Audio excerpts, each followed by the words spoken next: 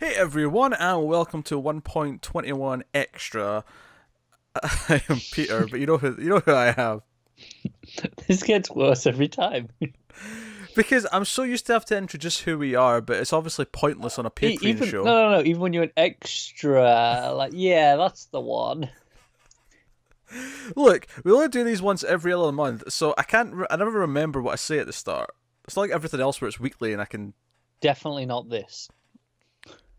shut up, Ginger Menace. Well, all I'm saying is be a professional. It's not too much to ask.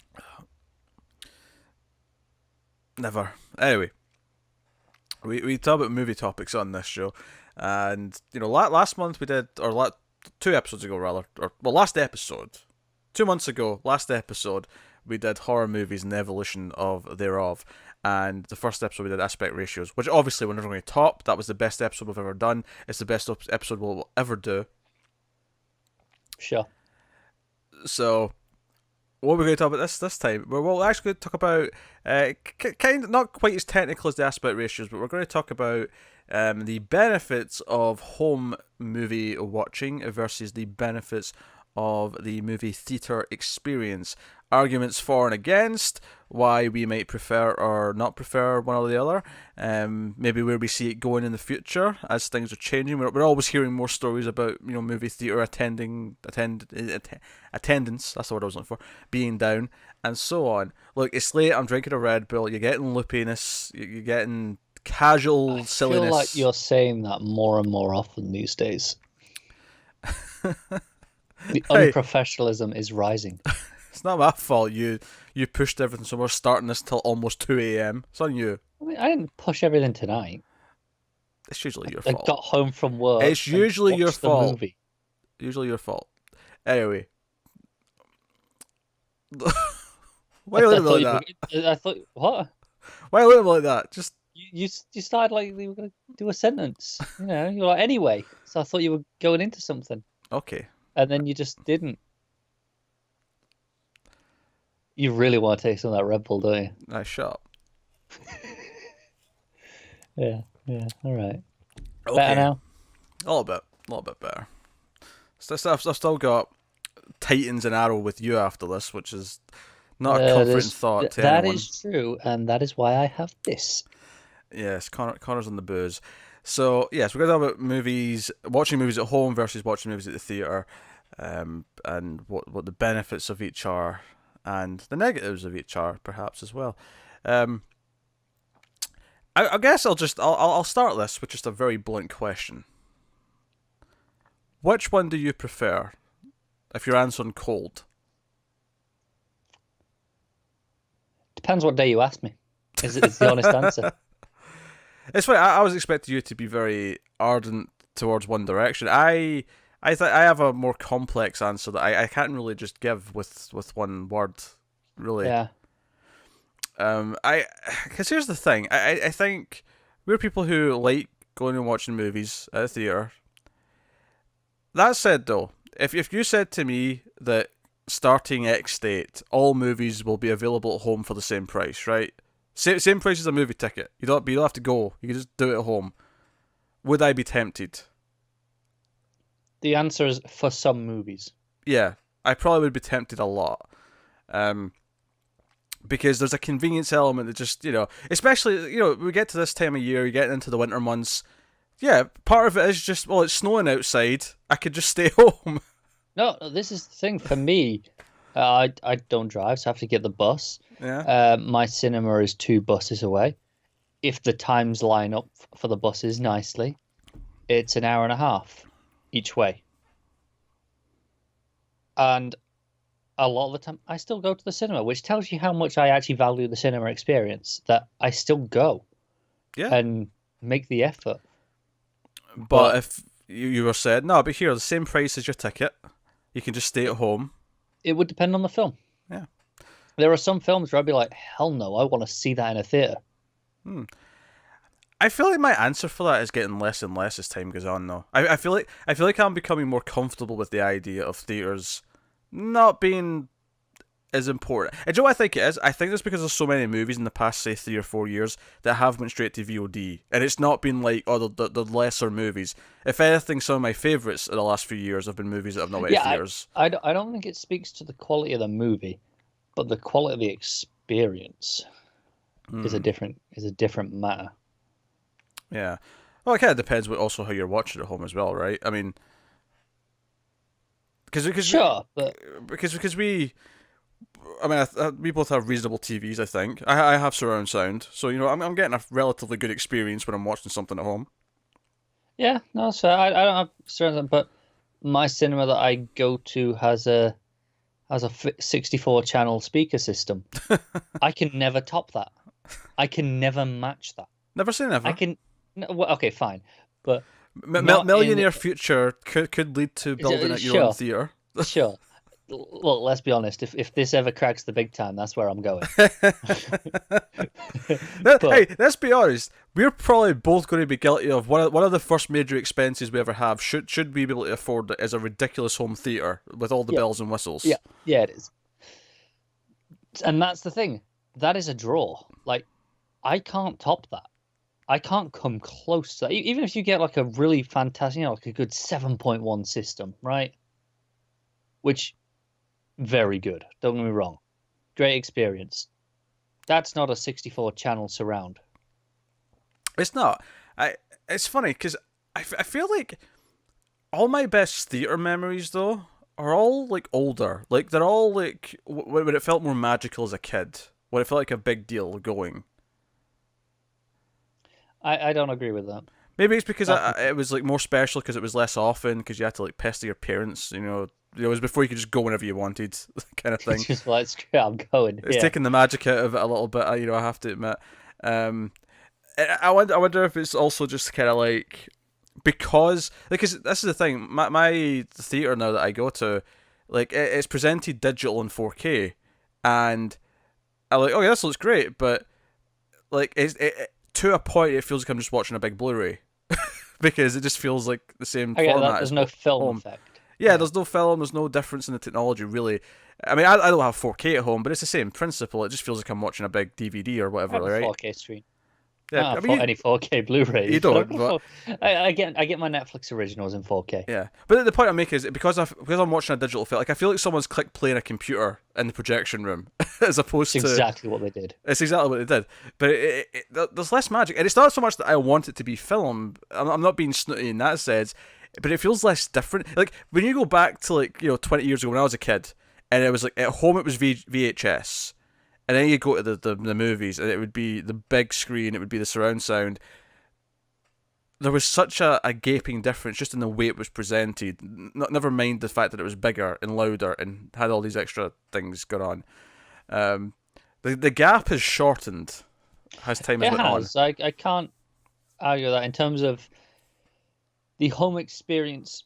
It's not caught up, but it's closer than it used to be. That is undeniable. It's close enough for a lot of people. I think for a lot of people it definitely is, yeah. A lot of people. Because you always hear about movie theaters. The attendances went down because people aren't enticed to go anymore. Netflix is killing movies, and this is killing movie theaters. This is killing everything. You feel like Hollywood loves to complain about everything that's killing them. Yeah, it's such a vicious circle with this because they're like, well, everything, people aren't attending because Netflix, right? And people are going, well, I'm going to get Netflix because it's cheaper. 1 month of Netflix is like one cinema ticket for one person. Yeah. So, and then the problem depends on where you live. It's less than a cinema ticket. Exactly. Yeah. Varies by experience, but then the cinemas go, well, hang on, attendance is going down. We still have a bare minimum that we need to meet to stay open. So price per ticket has to go up, so it gets worse. It got to the point where a local cinema of mine was so bad that they had to slash the prices recently down to roughly a third of what they were. Now they are very competitive prices that they're at, and this only happened in the last couple of months. They were going up and up over the last few years to the point where I stopped going to the cinema because it was just too expensive, even though it's the closest cinema to me. I was like, no, I'm not paying those stupid prices. And now all of a sudden it's like, well, hang on, that's a very attractive price point. And I'm fairly sure their business has jumped up in the last few months since they've made this change. Yeah, very because many people do complain about it being an expensive thing to do. Is go to the movies. It is, yeah. I mean, you think a family of four goes to the cinema. Yeah, One film costs a lot. You know, you include even if you don't buy popcorn and drinks there. Let's say you take I your never own. do. That adds, To be no, fair, no. I very, very rarely, maybe once a year, I'll buy something at the cinema. But even if you take your own, which if you're going as a family of four, you probably are taking some. That's still an added expense, which at home you might just not bother with. it's funny because obviously inflation means everything goes up, but I feel like movie tickets are the thing that's inflated the most since I was a kid. Like I can remember the prices of a ticket when I was a kid, and how even a matinee ticket now is about 3 times what it was when I was like 8. Yeah. That's how much it's went I up. know, I definitely think they have risen more than inflation, and I do think this is because attendance has gone down, so price per ticket has to go up to cover the same base costs. Yeah. It's simple business in terms of just the numbers of it. Yeah, and obviously they try new things. This is why 3D was pushed so heavily for, which actually one of the most annoying things about 3D for me was not just that I didn't like 3D. It was that all of a sudden all my 2D showings there were less of because 3D would take up screens that were used to be just more 2D showings. So now the big blockbuster that was out, instead of having like a showing every half hour that I could go to, oh now all of a sudden it's every 2 hours I can go to a showing because all the other showings are all 3D. It is like, screw you, 3D, go away. That's true. How are you finding out these days? Because for me, at least, that has become far less of a problem. I mean, there's still at least one screen for the 3Ds, but it feels like it's not ideal. You know, if they were all 2D, that would be even better, obviously. It varies depending on the film. I can tell you this: my local theatre, if they're doing a midnight showing, if the movie's in 3D, then the midnight showing will only be in 3D. Really. Yeah. The So last time I went to a midnight showing, they had six screens open, and two of them were 3D. nah, there's only ever one for the theatre I go to. It's probably just location more than anything. It's not worth having Yeah. tons of them open. But nah. So I think my local theatre just likes to try and push 3D more than maybe some of the other ones, which is really annoying. That said, it's not as bad as it used to be. I don't, and honestly, I think it's less the theatre and more the fact that less films coming out are actually in 3D now.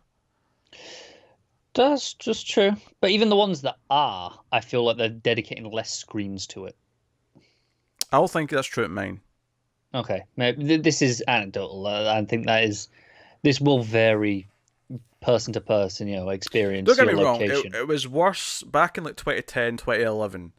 It was really bad. It was like 3 screens were showing 3D movies or something, and there'll be one 2D screen for the day. Yeah, that's pretty awful. And that was really bad times.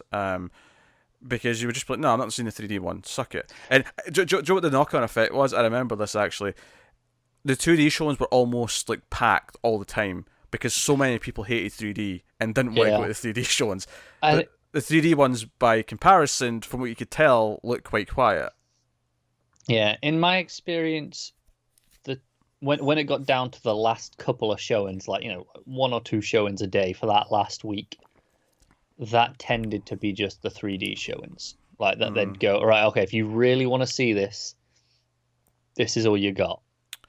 I remember when I went to see Gravity, I went to see that quite late because I was busy at the time, and by the time I got to it, was the last week that was available in my cinema, and they only had 3D showings left. Turns out, wasn't too bad. Best 3D I've ever seen, best usage of 3D I've ever seen. But still, I'd rather have seen the 2D if I'd had the option. Do you know what's funny? The last 3D movie I saw was Piranha 3 Double D. Because Piranha 3D... Now that needed to be in 3D. Yeah, because Piranha 3D and 3 Double D were kind of exceptions that I made because they were goofy movies that were going to do goofy things with 3D. There was a time, because obviously Avatar came out, and I like Avatar. Like I have no ill will towards Avatar. And I remember the 3D working well enough that on my first viewing of that, right? But because that came out and made a lot of money, all of a sudden everything was trying to push 3D, and I saw a couple of things in 3D that were garbage in terms of 3D. The movies themselves may have been good, may have been bad. I can't remember what they were now. But the actual 3D implementation. It was pointless. I hated wearing the glasses. I hated, and obviously over my glasses. But to be fair, they worked well enough to go over them. Do you know what I hate most about 3D? Not even the poor implementation or anything else. The darkness. It's the glasses inherently darken it by a set percentage, and they know this. But they don't offset it anywhere else. Hmm? It seems, maybe this is me being a technical idiot, but it feels like this could be offset because it's a measurable percentage. I can turn the brightness up. Yeah, it should be. I feel like that would be oversimplifying it, but in my head, I'm like, just turn it up on the screen. Well, here's the problem, though, is that it's fine for something like Avatar or even Gravity, where it's filmed with 3D cameras and 3D in mind, and that's kind of what they're thinking about. Yeah. Although I still think I never saw Gravity in 3D. I saw it in 2D. I think it worked wonderfully in 2D. I have seen it in 2D multiple times. It's a fantastic film. I've seen it in 2D since, and it's just as good. I mean, the 3D was not distracting, and it was good. But I'd never go, oh, well, you need to see that in 3D. The problem is, though, is that most films in 3D are converted from 2D, and they're shot, because I remember one of the big complaints, I never saw it in 3D, but some of the later Harry Potter films obviously weren't shot in 3D, and they inherently have a very dark visual style, so people who saw it in 3D complained that it was so dark that you could barely see some stuff in various scenes, and I'm like, yeah, because they never shot it with that in mind. They just shot their movie, and then 3D made it worse. And then the studio went, hey, it's 3D. Honestly, my big problem, not to turn us on a tangent to why I hate 3D, but my problem with 3D is I don't actually think it feels 3D. To me, it feels like there's like 2 or 3 layers. It doesn't really feel like when something's popping out of the screen at you, I feel like there's a thing in the foreground, a thing in the middle, and a thing in the background. I don't really feel the depth of the thing coming out at me. I think Gravity is one of the only examples where I have felt the depth. Okay, that's fair. Like, legitimately, it is the only film I will bat for the 3D that, hey, if that's an option, you're not going to regret it. It's not like, oh, you need to see it. So that's one thing I don't like about it. The other thing I don't like about it is I find it really unnatural, and here's what I mean by this. Filmmaking, by its nature, makes use of focus, right? You have depth of field, and you focus on the character sometimes. Sometimes you'll focus on an object in front of the character, and the character will be blurry. My problem with 3D is that if something was truly 3D, then I should be able to choose with my own eyes which thing I want to focus on, but I can't. So what ends up happening is that it takes me out of the film, because the thing in the foreground, I'll go to focus on the thing that's in the foreground because I'll notice it sticking out at me, but it'll still be blurry because it's out of focus in the camera. And it takes me out of the movie. I think it's unnatural. It feels fake to me. It makes it feel way more fake than 2D does, because the actual use of depth of field just feels alien to my eyes. Actual 3D would be presenting all the things in front of me and then letting my eyes choose which I could swap between. No, I'm with you. Out of interest, do you know what the last 3D film you saw was? Didn't I say it was Piranha 3DD? Was that the last one? I think that was the last one. Yeah, okay. Because I know I saw Gravity, and then I didn't see one again till Hobbit 2, which I made a conscious choice to see. No, because I wanted to experience the high frame rate. Okay. Just because I wanted to see it for myself. You know, there was a big deal about it when the first one came out, but my cinema at the time didn't offer that. And then my cinema that I was at when the second one came out did. And I wanted to, make my own mind up. But the only way to see the high frame rate was to see it in 3D. Which was a bit of a slap in the face. Which is annoying, because if you're being scientific, then you want all the other variables. I want the control. Yeah, you want variables to stay the same, so that it's just the one thing you've changed that is. Exactly. Yeah. And so, I mean, I don't think the high frame rate really worked ultimately, but I would like to judge it without the 3D. But that was if I recall, Peter Jackson wanted to do the high frame rate, and the studio went, sure, on the condition that we do 3D. Because he wasn't going to they weren't going to do 3D before. Sure. There's actually comparisons on YouTube of 60 FPS footage next to 24 frames per second footage of video. Yeah, that looks weird. Yeah. It's good to go and check it, because if you want the argument as to why 24 frames per second is better, it's mainly just because that's what we're used to. But It is, yeah. there is an argument because it's kind of like doing more frames per second. One of the big problems with it is that it's you're doubling, tripling your data for a start, right? Yeah. So everything's more expensive in terms of data storage. It's also hard to make things look realistic in that. It looks inherently faker when you've got visual effects because now you've got so many more frames to put the visual effects into.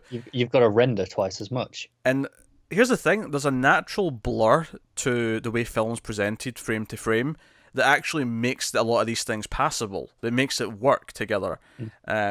And when you start turning the frames up, then you start making it harder and harder to achieve that.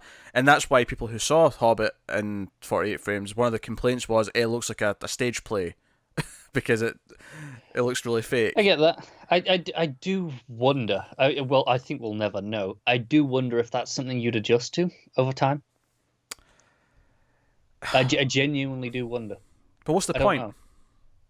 I don't know. No, I don't know. I mean, like this is the thing. I've only ever experienced it in combination with 3D, so I really don't know. If someone's going to argue we should go up to higher frame rates, it's like, well, babe, what's the point? What is the benefit of doing that? Really, if we don't like how it looks, if it's making everything more expensive in terms of storage, it's making things harder in terms of effects, what is the benefit to doing it? Because there's a benefit with video games. Because people talk about frame rates in video games, there's an actual benefit. It's about the response. Yeah. There's a benefit to it. And everything's artificial anyway, so nothing looks worse because it's in better frame rates. Not accounting for performance dips because your machine can't handle the power, but it doesn't look less real or more fake or whatever based on higher frame rates in a video game. Yeah, no, I'm with it, and I'm okay with people experimenting and trying it. I will never give Peter Jackson shit for trying this. I don't think it worked. I'll give Peter Jackson a shit for a lot of other things, but sure. Yeah, exactly. There are a lot of other problems in those movies. Don't get me wrong. But I will never say he should not have tried the high frame. Peter Jackson needs someone to tell him no, and tell him he edit his damn movies down. King Kong is the ultimate example of that. I think King Kong. I think the Hobbit movies. I think Lord of the Rings is guilty of this. I think everything he's done, big budget, since like the end of the 90s, has all been needing to be chopped up and like trimmed down. They're all too long. I'll fight you on Lord of the Rings. I'll give you everything else. You can do that you want, but they bored me to sleep just as the same as Hobbit did.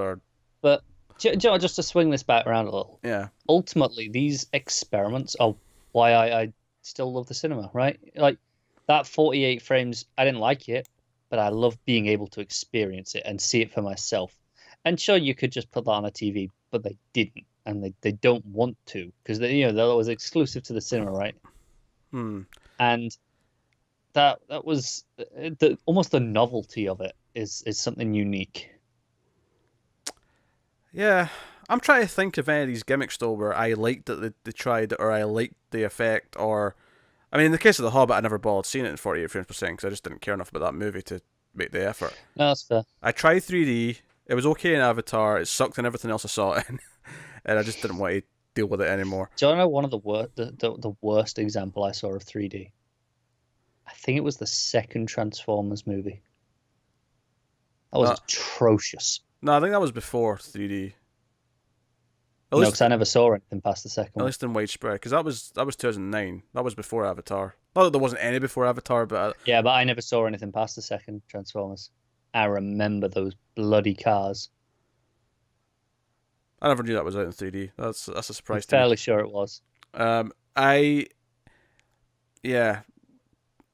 remember seeing. I think it was Clash of the Titans in 3D, and it was absolute god. I mean, the movie was awful. Like absolutely. It's not a great movie.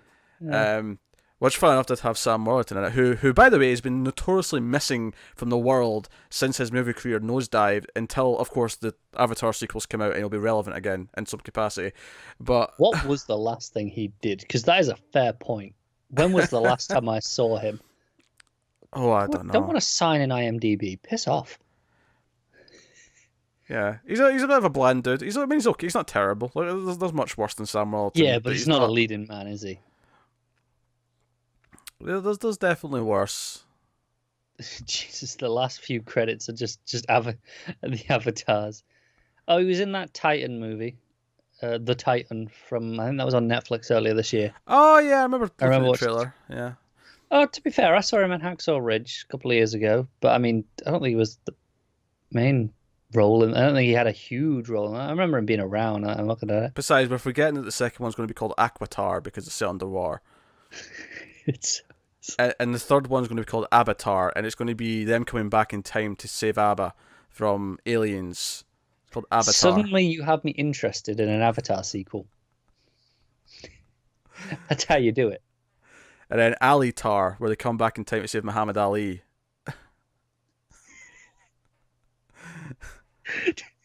Does Ali G pop in and give him a hand?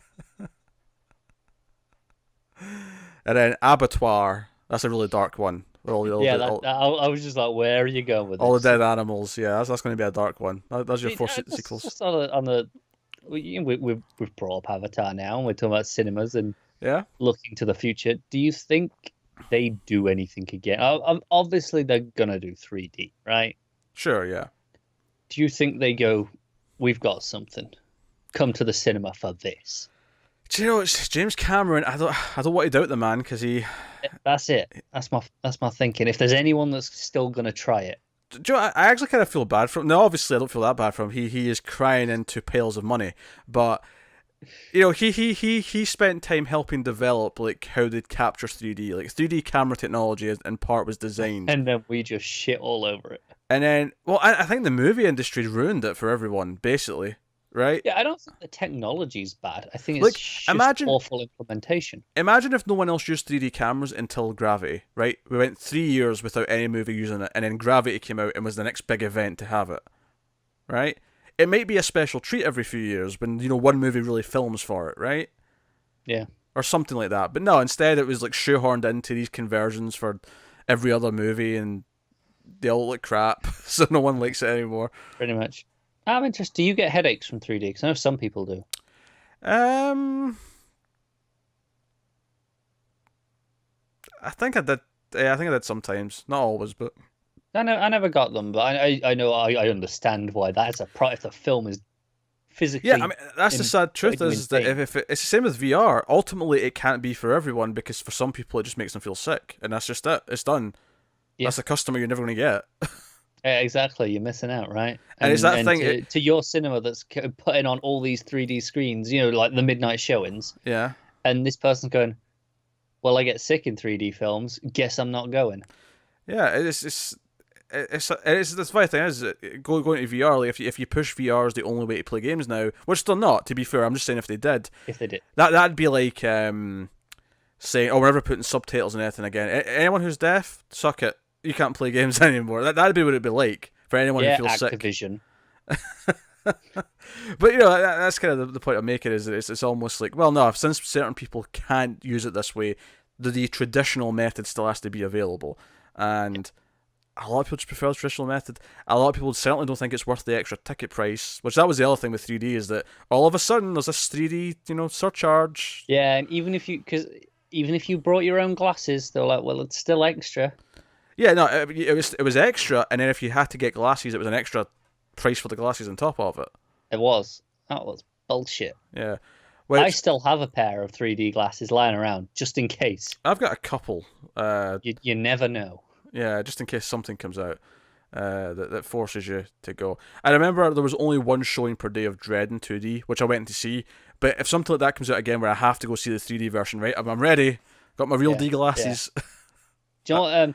Obviously, you know, we talk about cinemas wanting that extra money. They want you to go to 3D because it's more profit for them, right?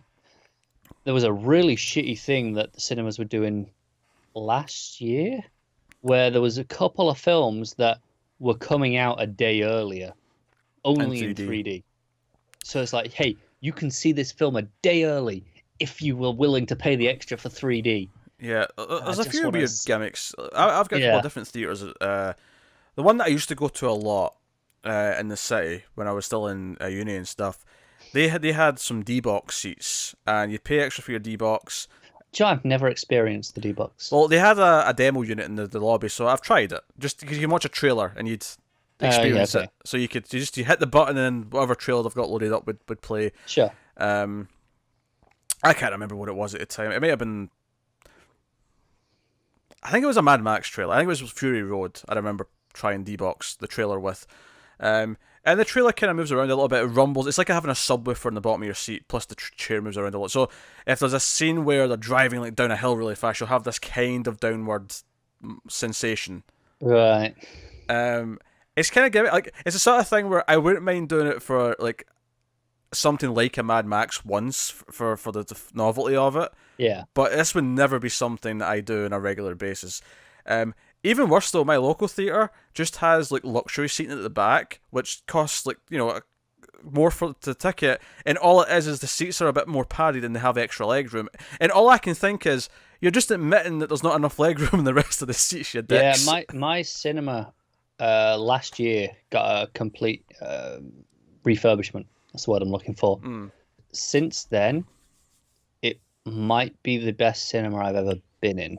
Consistent, like every seat is this big leather recliner, lots of leg room. It's fantastic. And if you're in one of the big screens with the 64 channels, you mentioned the D-Box. It felt like you had a subwoofer in your chair. Yeah. It feels like that. I can feel it in my feet. I can feel it just through the chair in the best way. And it's a great thing. But they're always trying new things, and I'm really struggling to think of any that I just went, yeah, that was a winner. No caveats. That was just a winner. And I don't know if I can think of anything. Honestly, this huge screen that I have here with it's kind of like their own version of an IMAX screen. It's like an own brand. They're not allowed to use the IMAX name, obviously, because they're not using the proprietary parts. But it's kind of like their version, and that's kind of a gimmick in itself. It costs like an extra little bit, but it's kind of worth it. Yeah, like it costs the same amount as right. The difference you'd pay for a 3D movie compared to a normal one. That's the amount more that this screen costs, but it's worth it. Like this is one I am happy to pay for almost any movie that they put in it. I'll go, yeah, I'll pay that little bit extra for that experience because it's giving me something I can quantifiably say is giving me something out of it. It's funny because I complained earlier that there's no difference. It feels like there's less of a difference in watching stuff at the theatre and home now. And probably the biggest example of that is when I saw Age of Ultron a couple of years ago. I went to a different theatre that I don't normally go to. For the reason I mentioned earlier is that my local cinema only did midnights in 3D. And I was up for seeing this at midnight. So I had to travel further. Back in those days. To get it in 2D. Yeah, back when I cared about seeing a Marvel movie at midnight, which, now I'm like, I'll wait for the home releases. There you go. I've still not seen Ant-Man. I did this week. More than that in the next movie news episode. You can get my thoughts. But yeah, and I was shocked at the screen size because compared to my usual ones in the city and then my usual one locally, this thing was like taking up just a fraction of the wall. It felt like I was watching a TV in this theater. Really? And it was projected, but like the screen size was so minimal, and that's a problem. But the benefits of everything switching to digital, though, is I remember my local theatre way back. I remember seeing Collateral back in 2004, right? So going back a bit, back when I was in high school, and I remember there was one of the rooms where every so often, if the print had it was old, right? Because I was still using film at the time, right? If you got to the point where the print had been used for a while, sometimes some of the audio would maybe like dip up and down in volume because it had been worn a little bit. Yeah, it's a more consistent experience now. Yeah, it's more consistent, but arguably it's kind of boring because it's just this consistent perfection. No, I get that. It means the smaller cinemas, like your more local ones, right, where maybe they haven't got the hugest screens, they can compete in the sense that they are still offering a comparable experience. In that, there's what they're showing is exactly the same. There's an art house theatre in the city that I really like, and I wish it was close enough that I could just go to it on a regular basis. I have one that's like 100-something years old. This cinema. Yeah, they show like old movies all the time. They do show some new movies, but they show niche things that don't get wide releases. I'd love to be able to go to that place on a consistent basis, but unfortunately, it's just not possible. Really, so that kind of sucks. But yeah, so yeah, actually, I think my opinion on movie theaters would be a lot more endorsing if I had a theatre like that close enough to go to. Because I basically just go to multiplexes that show mainstream movies, my opinion's kind of bland, because it's kind of like, well, there's nothing special about it to a point. Yeah, the local indie one, that I said, that I was mentioned. I've been there maybe 5 or 6 times because it's a bit out of the way. I've got to get off a bus, and then I've got to walk like 30 minutes to get to it. It's kind of just buried because when they created this place, it wasn't expected to be this long-standing thing like it is now. It's like, oh, that's this cultural heritage building. And that when there's the local film festivals on is pretty much the only time I've been to it, because I'm like, okay, that showing at that theater, that sounds like a really fantastic experience that I want to go to.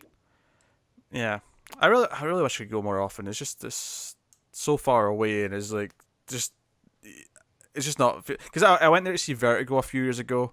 Well, I'd already seen it, but it was a nice experience going to see a Hitchcock movie in a theater. With an audience of many of whom were old, many of whom clearly had seen this in their youth and were coming to watch it, to relive their youth, which was interesting. But moments like that, like you say, going to see these movies, these classics, are why I would never give up the cinema experience. Like I remember when I saw 2001: Space Odyssey on a cinema screen. I saw Jurassic Park when it was re-released. I saw Back to the Future when it was re-released. I famously missed out on the Ghostbusters re-release because the people I was with did not want to wait the extra half hour for that showtime, and dragged me to Tower Heist instead. What the hell is Tower Heist? I don't remember that one. Oh, it's a Ben Stiller, Eddie Murphy movie directed by Brett Ratner. I was not happy, and they never heard the end. Like the rest of my university life, they never heard the end of me complaining about that day. No. Never.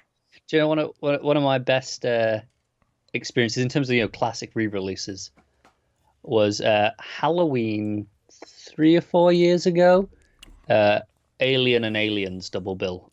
Oh, you bastard! That was a fantastic night, and that's one of those experiences I can't match. I can never recreate that. And it's like, yeah, cinemas have their place. What's funny though is I'm actually way more excited about seeing some classics in the cinema now than I am new stuff. Films. Yeah, new stuff. It's like whatever. No, I get that. There's something about going to a movie that, like, everyone in the crowd already loves. There's something about that. And I think the closest to it is, and the reason why I did like going to Midnight Show, and it's not so much that Age of Ultron was a movie that I cared about more than any other, because I think I saw Iron Man 3 at midnight. I think I even saw Star Trek Into Darkness at midnight. And it's more about the fact that you're in a room full of people who all care a lot. So there's a shared kind of thing. Because the weird thing is that one of the negatives of going to the theatre probably is the people for most of the time, for most people. Yeah. Because they tend to ruin things. Especially horror movies, one of my worst experiences ever was seeing Paranormal Activity 3, because I just happened to get the one shitty group of teenagers who had to shout about how unscary everything was all the time. Yeah, no, I get it. That is a bitch. But like I say, when you get those midnight shows, it's like, honestly, best experience I've had in terms of like that and atmosphere and crowd was Star Wars Force Awakens. Sure, yeah. Like, like the excitement, the just the room in general was not something I'd ever experienced before, something like that. And I don't know if I will again, honestly. But it was like, it was a pretty fantastic room to be a part of.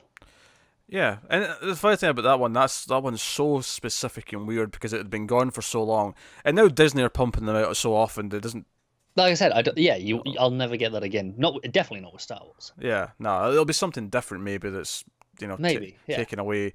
If they, I don't know. I don't know what it would be, but it's possible. A good DC Justice League movie. Where all the pieces are in place first, and it feels like everything's going right, and like the Batman movie's good, the Superman movie's good, Flash is good, Green Lantern's good, Wonder Woman's good, Aquaman's good, Oh, now the Justice League is happening. No, it could be. And do you know, just talking about these, I'm excited for that possibility, and I'm excited to see that in a cinema. I would never go, oh, I want to watch that at home on my own. No, no, no. I want to be in that room at midnight with everyone else. I don't even like people, but I want to be in that room. Yeah, it's conditional. If my theatre's still just doing 3D only, then I probably will just wait till the next day, and I won't do that. I'll go at the time during the day when it's the quietest possible, so there's the least amount of people there. Because That's fair. If you miss that moment, yeah, it's just a thing. Like, so we've talked a lot about the cinema and the differences, the good and the negative. A lot of negative, actually. I feel like there's the core good reasons, and then there's a lot of negative things kind of that stack up around it. I think they're trying now. I mentioned my cinema reducing prices. You have things like Movie Pass, kind of trying to like, hey, pay a monthly subscription. Cinemas get the benefit of, well, it's a monthly subscription. There's a set income, right? I know a lot of chains are starting to do their own versions. So they get that set income, which is a safety net for them. And then, you get to, well, I'm paying for it. I can go and see more. And maybe you feel like, well, I can, right? It doesn't, you don't feel the need to go, well, hang on. This is costing me a lot for one movie. I should think about, you've got to pick and choose a lot more wisely. Yeah. And sometimes you'll pick just not to, because you know what? I've already been to see one this month. I don't want to spend the money again. Yeah. No, I'm saying if you're paying for the tickets, right, you might decide not to go based on, you know what? I don't want to pay the price again. Like, yeah, I've been there when my movie budgets, exceeded. When I was a poor student, it happened. Yeah. There was a couple of films where I'm like, I would have gone to see that if I could have afforded it. Yeah. So let's talk about the opposite end then. Let's talk about the home movie watching and the benefits and positives. Benefits and negatives is what I meant to say there. But it is funny because I feel like on the opposite, I feel like the cinema is like, okay, there's the obvious big reasons in the middle why the people like it, and then there's a lot of reasons that stack up around it why it's maybe not that great for some people, why it's not always a good idea, why all these reasons. I feel like watching movies at home is almost the opposite side of the debate, where there's all these little reasons of why it's better. There's very few negative reasons beyond just it's just not the theater. No, it is. You're kind of right. A lot of it boils down to, but can it match that? Yeah, but that's it. That is really the only negative you can throw at it. Well, nowadays anyway. I mean, if we're back in VHS days when everything was cropped and pan and scanned, or if we were, yeah, you're getting no bastardized versions these days. Yeah, now everything's corrected in the proper format, more or less. Now everything is pretty quick to come to home video in some capacity. Yeah. It's relatively cheap to rent things. Like even if you're not on a Netflix or Amazon or whatever, you can rent things on Amazon or iTunes for a few bucks, and that's it. You can watch it and you're done. And it's cheaper than a movie ticket. It's usually about half the price or less to rent something on. Yeah, probably. On a service like that. And like you say, you don't have people, strangers around. You can watch things on your own much easier. You can kick people out. There's not sticky floors. There's not people talking. You can pause it should you need the toilet. You can pause it should you need the toilet. I mean, I'm very good in the movie theater. I have never left a movie theater to go to the bathroom. I'm just good at holding it till the end. No, that's fair. But sometimes you can be aware that you need to, right? And you're like, I don't want to go, and that can take away from your experience. I'm not disputing that. I'm just used to needing to pee for the last hour of a movie. No, of course. That's just normal to me. Of course, me too. Do you know the worst part is? I can go 6 hours in a day without needing to go to the toilet. You put me in a film for 2.5 hours, I will get 90 minutes and decide, okay, you need to go. I won't go because principle, but my body, just because it can't go, will decide it has to. I can't miss a few minutes. I just can't do it. No, obviously not. I just can't do it. Some people can, I just can't. And then you're with someone, or they go to the bathroom, they come out, okay, what did I miss? And I'm like, shut up. Just watch, you'll catch up. Pick back up, yeah. It's fine. Yeah. I sound like I'm a real dick to watch movies with because I hate people talking and shit. So that's a point. Obviously, if you're in the cinema, you don't want people talking to you. Yes. If you're watching a movie at home, say you got a couple of friends that say you'd go to a group of 3 or 4 of you would go to the cinema, Yeah. and those same 3 or 4 people would come around to your house and watch Netflix on. You got a nice big screen, you got your surround sound, you turn out the lights. Do you let them talk at all? Or are you a bit more lenient with them because it's at home? This is okay. So this is where we're going to get some stories here of past indiscretions, perhaps we'll call it. No, I mean it's not. I'm not as strict as a cinema would be, but I am someone who, in the past, has gotten frustrated with.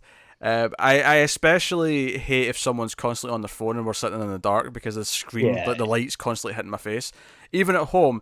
And the argument is like, oh well, not in the cinema. Why does it matter? Because I want to watch the movie. So either you stop it or the movie's getting turned off. I agree. I think I'm slightly more forgiving because I mean it's a bit more of an informal setting, and also I'd feel guilty in a cinema. If I was Oh yeah, right, if I'm bugging my mate, that's one thing, right? But knowing that I'm bugging other just people who are there who have paid to enjoy a movie, that's awful. honestly, my biggest problem, because I don't mind like the odd reaction comment, right? That's whatever. Sure. That's But fine. you get that even in a cinema, like you'll get gasps or people mentioning things. But what bugs me, one of my biggest pet peeves of watching movies with friends, and I'm not going to name names, but there's always someone who's just a bit thick. Someone who's a bit more stupid than the rest of What's the group. going on? What just happened? And they'll constantly question things, or dare I say, act immaturely to more serious things that happen, and not get the nuance or the gravitas, and they'll drag the mood down by asking stupid questions.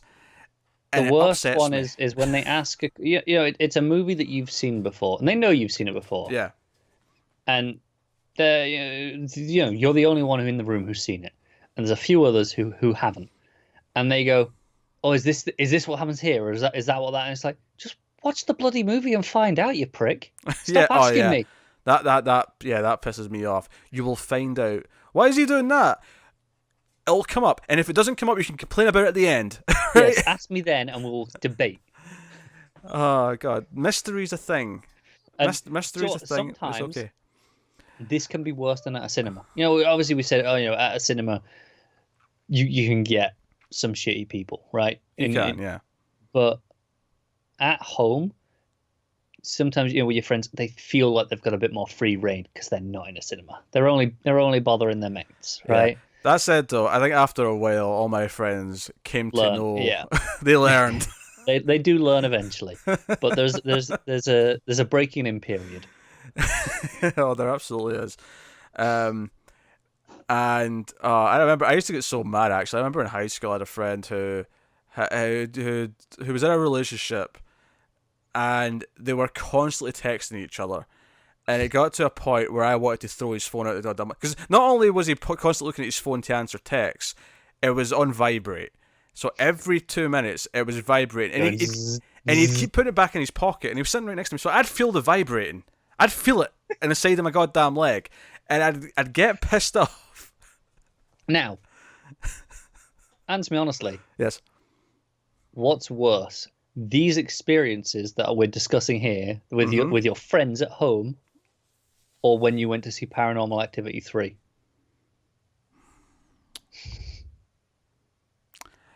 Paranormal Activity 3. Okay. Because at least with my friends, I can pause the movie and swear at them and yell at them to my heart's content. That's fair. You don't have that control in a cinema. I can let it be known how I feel, no matter Yes. who may upset. Yes. Because you said they feel more comfortable, like there's more free reign because I'm not in the cinema. Well, that goes both ways. I feel more comfortable telling them what I think because they're not strangers. That's true. Although I have definitely shouted at some kids in cinemas before, going, just shut the bloody fuck up. I don't know if I have. I can't remember if I have. I've I remember it wasn't even that long ago. I can't remember what the movie was. It was maybe 6 months ago. So something earlier this year. And me and my girlfriend were at the cinema, and there was these teenagers behind us who kept pulling out the phones, I was getting annoyed, but hadn't quite snapped yet. And Paige, she turned around and she just went, "Will you put your fucking phone away?" And he looked terrified. And I was like, "Okay, I guess I don't need to say anything." What's funny about that? I think that's the moment where she maybe realised, shit, I'm old now. I'm the one yelling at teenagers. Yeah. Yeah. Do you know what the problem? Do you know what the burden of feeling like this though? When you're someone who really cares about really getting immersed in the movie or whatever, and you don't want noise, you don't want phones and lights like in your face, is that it really irritates you more, like more than anyone else. Like you obsess. Once it starts happening, you're thinking about the person who's pissing you off more than you're thinking about the movie. You are. Yeah. And I wish I didn't think that way, but it's just I can't help it. No, I agree. But I mean, like I said, it's one thing if you're watching the movie on your own at home, which, let's be honest, you probably are more often than not these days. These days, yeah, everyone goes off and moves away, or exactly has careers they're getting but deep into, or whatever. I think it's something to consider as part of the home viewing experience is that leniency that people feel, and that can really bother me. I might say it's not been as much of an issue the last few years for myself. No, it's last few years it's more been a solo endeavor. Just some cats to deal with more than anything. Sounds worse. I jest. Cats aren't on phones. Oh, or are they? I don't even know where you're going with this. So I don't know. I'm just terrified by the idea of cats on phones while watching films. No. Cats are cuddly. Cats will watch a movie with you. They'll snuggle in and go about it. The only time the cats annoy me when I'm watching a movie is when two of them decide to chase each other, so they're just running around like idiots. Pretty much anything else is fine. Although every so often I'm watching a subtitled movie and one of the cats will try and sit right in front of the bottom of the screen and I can't see the subtitles and I need to kick them away. That does sound annoying. Yeah. But I mean, we should talk about some of the benefits of watching at home, because there are many. Oh, there's tons. I mean, there's no annoying strangers. Like we say, you can pause whenever you want. You have complete control. You can start the movie when you want to start it. You can finish it when you want to finish it. You can watch half and then say, you know what, no, I'm too tired tonight. I'll watch the second half tomorrow. You can rewatch the same thing again 50 times, should you wish. You can, yeah. Obviously, price. You can either invest in a DVD like some sort of archaic fool, or a Blu-ray like more civilized people, and you spend your upfront cost, which is probably comparable to a cinema ticket these days, realistically. Maybe not when they're first released, but after a few months, once they're in the more saley section, they're either the same or cheaper. Off either way, yeah. Yeah. And then you can watch that whenever you want. Obviously, most people will have a Netflix subscription these days, which is, a month of that. Just funny. I'm someone who owns I think I'm still over 1,000 Blu-rays, right? And I had before that I had maybe 600 DVDs before I switched, and then I sold off a lot of DVDs and so on.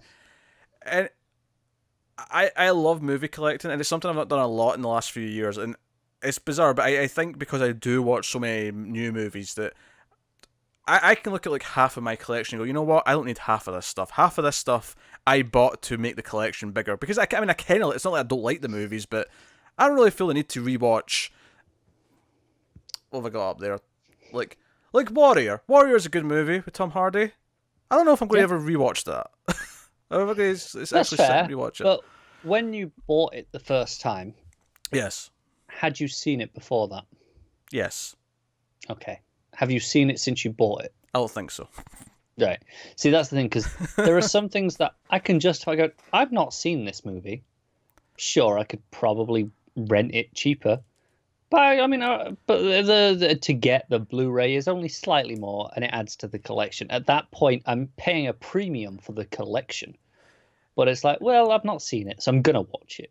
Yeah, I mean, it's kind of murky. It's just kind of one of these things where, as long as I use it at least once. I feel like I could get by these days. I never could have said this 5-10 years ago, but I feel like nowadays with Amazon and iTunes and everything else, you could get by now just renting everything, and it would if you actually compared it to what I used to spend on Blu-rays every month, because I used to You know, payday every Yeah. month. That was like, okay, there's the Amazon orders coming in, right? You know, Yeah. I'd have it mapped out before I got paid. It's like, okay, here's what I'm spending all the disposable money on this month, right? It was a bit of an addiction, I admit, and like even if I rent like 10 movies a month, 15 movies a month, I'd still be coming in cheaper on a month to month basis. Yeah.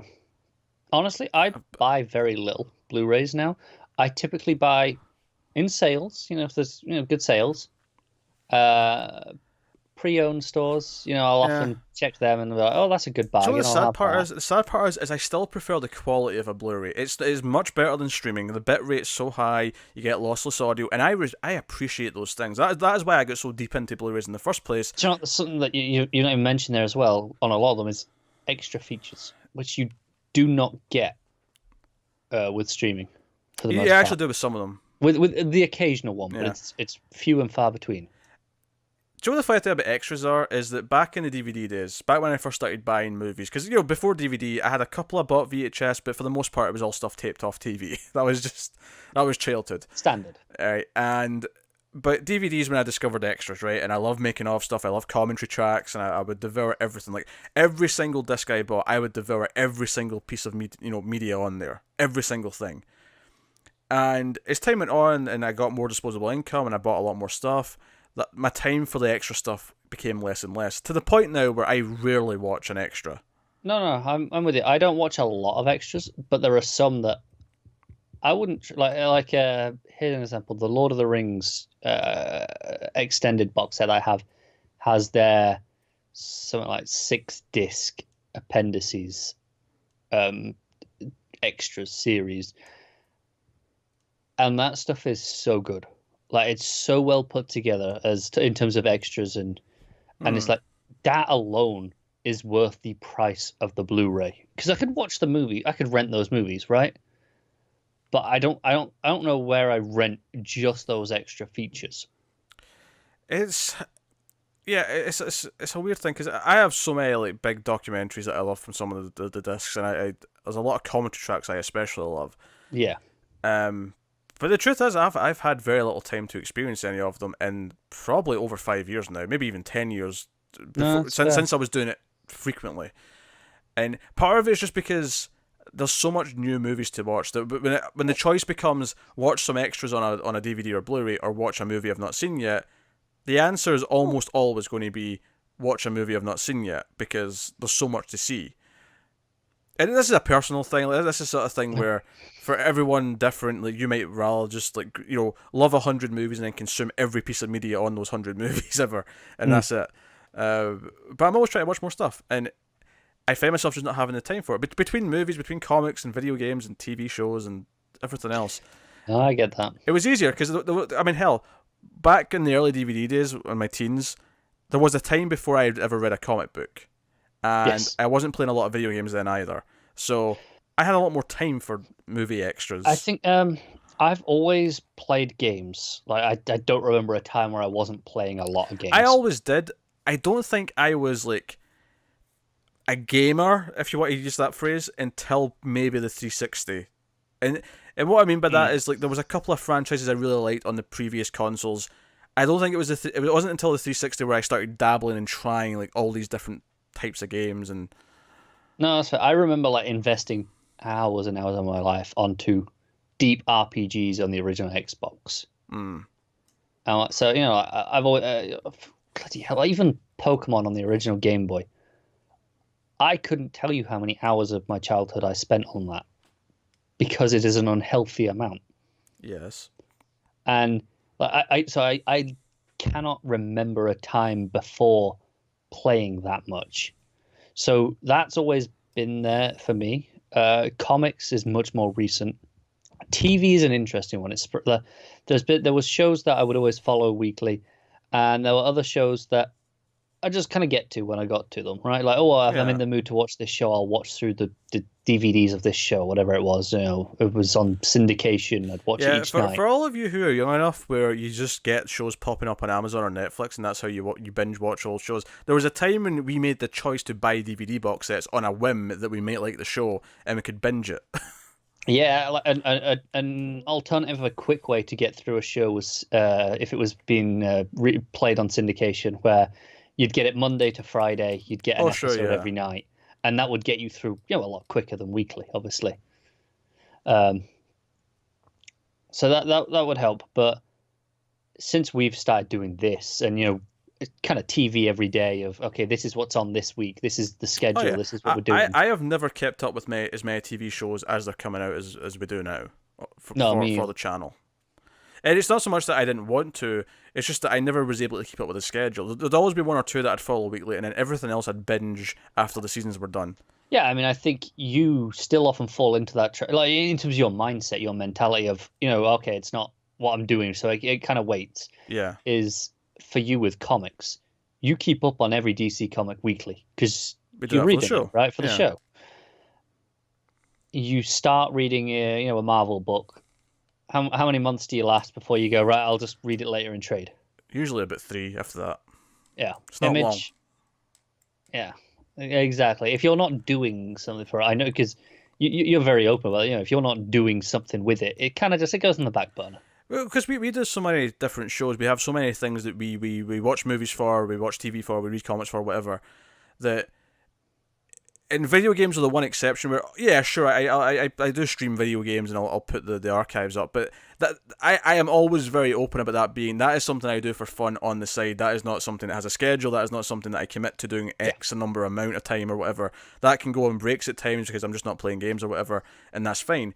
But yeah, everything else is like, well, obviously, I mean, right now I was catching up on The Good Place this last week. I watched, I think there's 8 episodes of season 3 out. I watched pretty much all of those in the last week or so because I was in the mood and I wanted to do that. And there's usually something I'm doing that with, but I can't do it with everything all the time. It's just impossible. Um, like, I with comics, I did a review for Firefly issue 1, and I think I'll keep up with that. I want to keep up with that, but I think I will, especially if I make a recurring thing that I'm doing a review every time an issue comes out. Yeah, for you having the deadline of, oh, there's a review to do, Yeah. makes you more likely to actually read it, Which right? which has its own pros and cons because there's this side effect where everything I like doing has this weird Where work it feels like work. element attached to it, and it Yeah. doesn't necessarily feel like that when I'm actually reading it. But just adding a deadline to something can do that. In a lot of ways, but it's weird. But there's a reason why we chose to try and make this a thing, right? Where we turn everything we love into our work, because then we don't hate work as much, and that's obvious. That's just true, Yeah, right? because there's days where it feels like work because some days you're not in the mood to watch something, but Yeah, you got to do absolutely. it, right?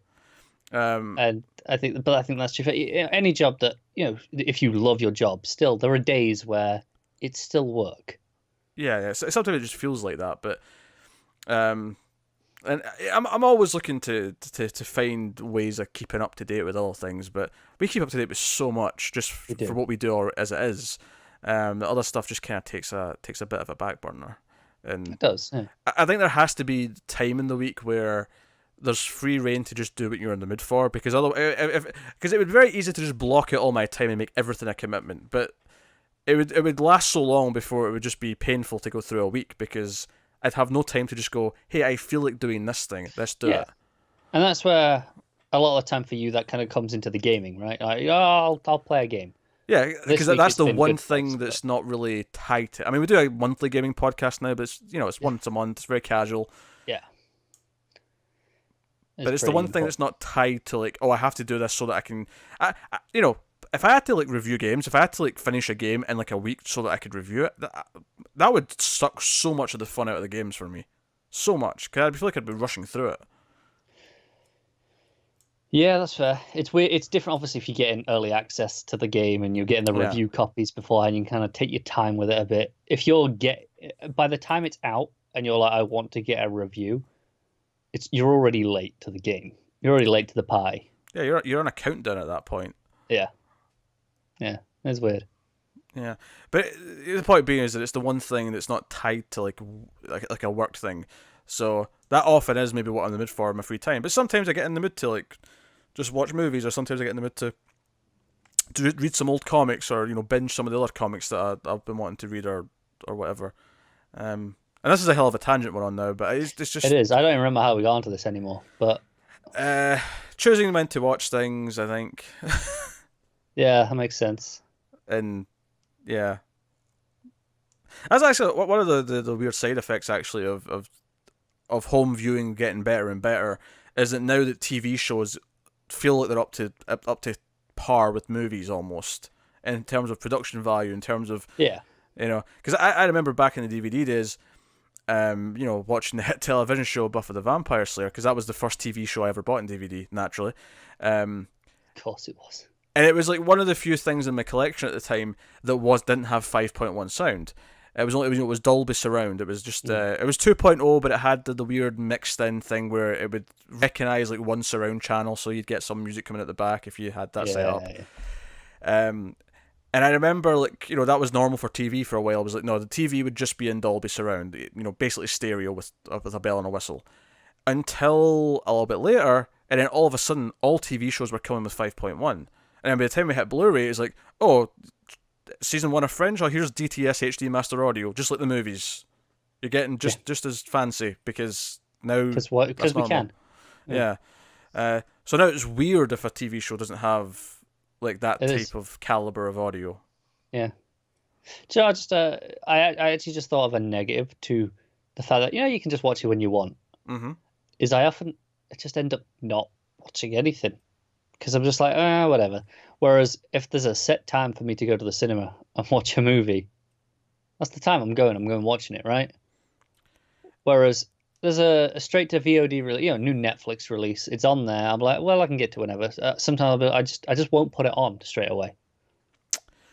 And yeah, it's weird though this one because it's like but that still be an issue? It's an issue because you have both to pick from. One's limited and one's not. So obviously the one that you can do anytime you want is the one that gets kind of left behind because you can do it later.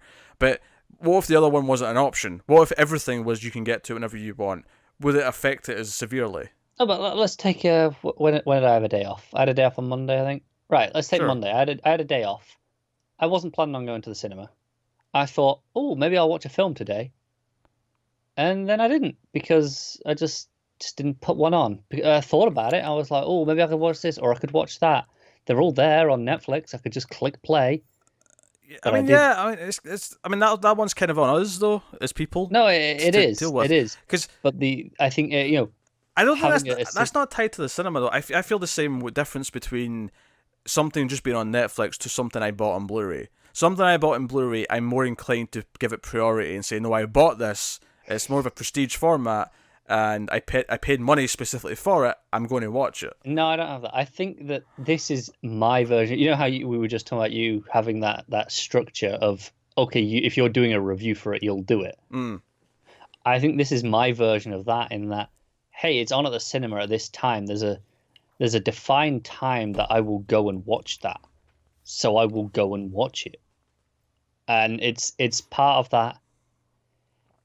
It's that if you miss it, tough. It's gone. It's that attitude. It's like it's that like when there's a sale on in a shop and it's like, oh, there's only 3 things left. You should get it before they go. It's that mentality of, oh, hang on, it's at the cinema. It's only going to be there for 3 more weeks, and if I don't see it in these 3 weeks, I have to wait 3 months to watch it. Sure. Yeah. It's that mentality that drives me to watch them more, which is good for me, even though it doesn't sound very healthy. Yeah, well, I mean, this is whatever, right? I mean, like if you, I think that's one that's on the viewer more. I think if everything was VOD and everything was at home, that's something we just have to get over in time because everything would be that way. Yeah, that's true. I think having the different options is what, and we're used because you grew up with one. You grew up in a time where, like, you either caught it at the cinema at a certain time or you caught it on TV at a certain time, unless you just happened to buy the VHS or tape it, right? Yeah. And then over time, the idea of streaming services and on demand have given us this big library of things. Because I mean, I miss browsing the video store. I miss that. That was more fun than browsing Netflix. It just was. Yeah, it was. But it's just one of those things that gets given up to time, and because you do have more freedom, but when you do put yourself in the place where you want to utilize it, when you want to capitalize, when you're in them and you're like, you know what, I want to get through like 3 or 4 movies to catch up today. I want to just They're spend all a day just watching there. movies.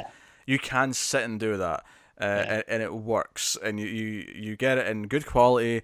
And it's not that everyone has to have surround sound. I mean, I would implore everyone to at least get a sound bar, because sound directly from TV sounds like shit. Yeah, I have a sound bar with a subwoofer. There you go. I want surround sound, but Paige is insistent on no more wires traipsing around the room, and I kind of don't really have a choice on this matter. What do you mean no more? What other wires are traipsing around the room? Oh, I've got like my Ethernet cable from this room to where the router is in the front That's room. just one.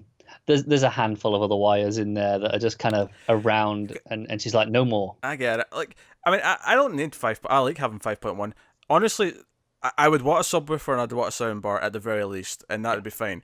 But this is the thing: if you've never heard sound in your home, if you've never had like separate speakers, you'll be like, wait, is it really that much of a difference? Once you hear it and you hear the difference between that and just a TV, you can't go back. It's like, no, it just sounds so much better. Even a cheap soundbar.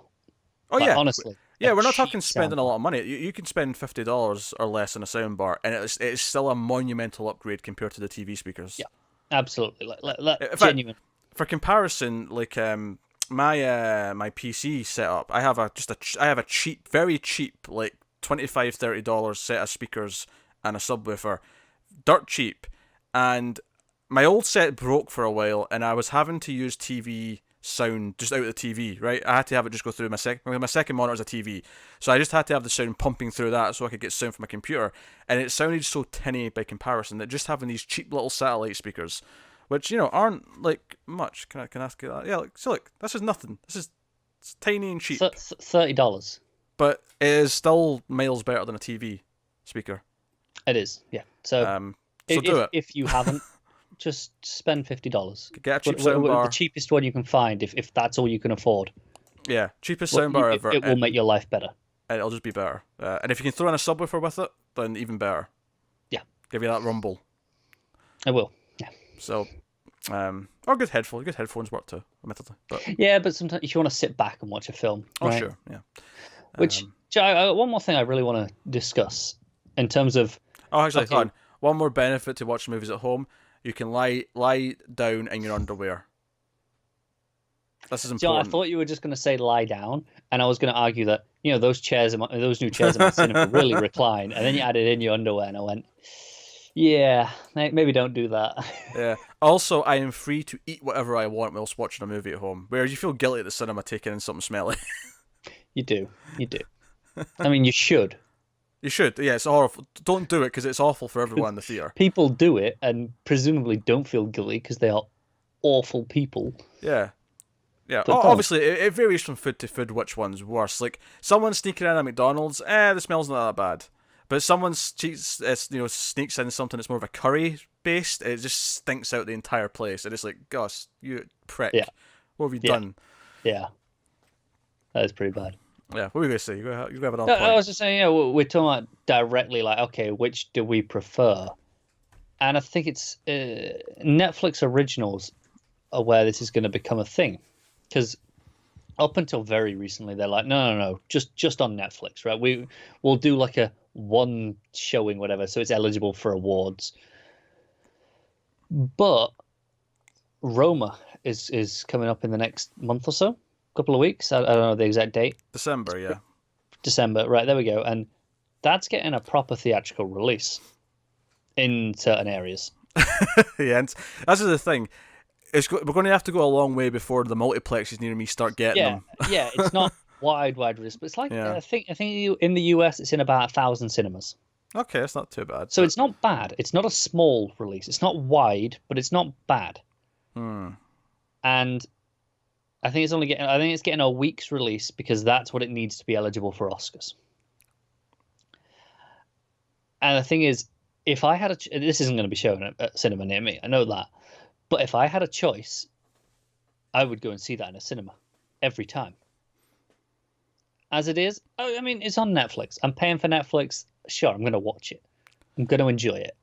I think for me, I don't think there's anything that I would blanket say I will definitely go to the theater for that. But I feel like It No, there comes was it comes down to the day, and what do I no. feel like doing? If a movie looks like it has good direction, good cinematography, good sound, I will always choose the cinema over the home release if it's an option. I won't. It's case by I, case. I will no. For movies like that where they look like they're going above and beyond, I will always make the effort to go to the cinema to support that. Yeah, but here's the thing though, with Roma is that looks like a film where I want it to be quiet. I don't want anyone ruining that. That's a fair point. That is a film where I want it to be dead silent the whole time, so I can completely immerse in it. Because I expect the film to be quiet in places itself, and I don't want to hear anything during that. And I can control that to a really reasonable extent at home. You can, yeah. You know, outside of loud trucks outside that might Yeah, go not by. much you can do about that one. But other than that, like I can control it to a reasonable extent. That's the sort of thing where I want an intimate setting, potentially. That's not to say that the theatre can't be good, but it's that I don't know. I don't look at it and go, oh shit, I need to see that in the theatre if it was an option for me, which I don't think it will be.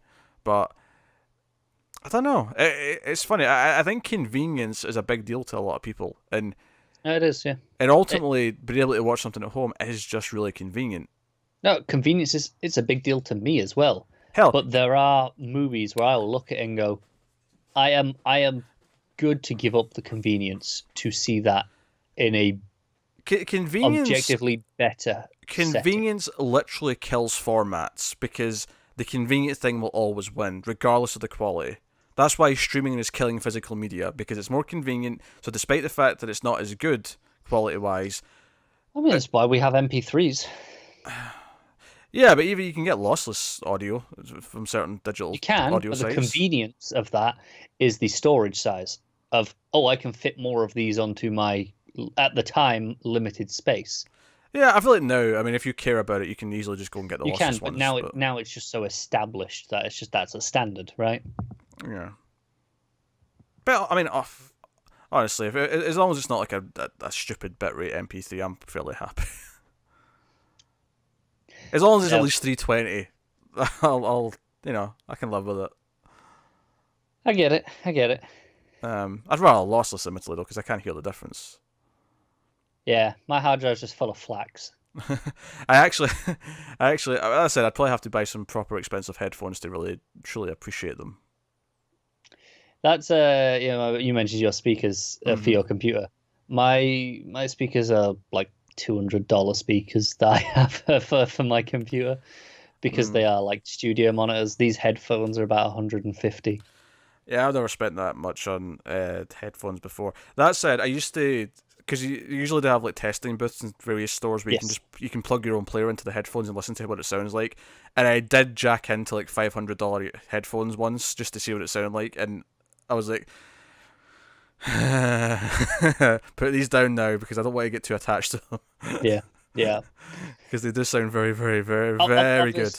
For the record, I didn't buy these to watch movies or to listen sure, to just music. I bought them as a byproduct of studies and work. But I mean, it's a nice added bonus that when I listen to my own music or watch a movie on it, that they sound pretty good. Oh yeah, the speakers in my 5.1 system are a bit more. I mean, they're not as pricey per speaker as that necessarily, but they're. I spent a few hundred on them. They cost a reasonable amount if you get a set like that. Big proper sub. No, that's not a peak. I'd love to get big floor standards. Eventually.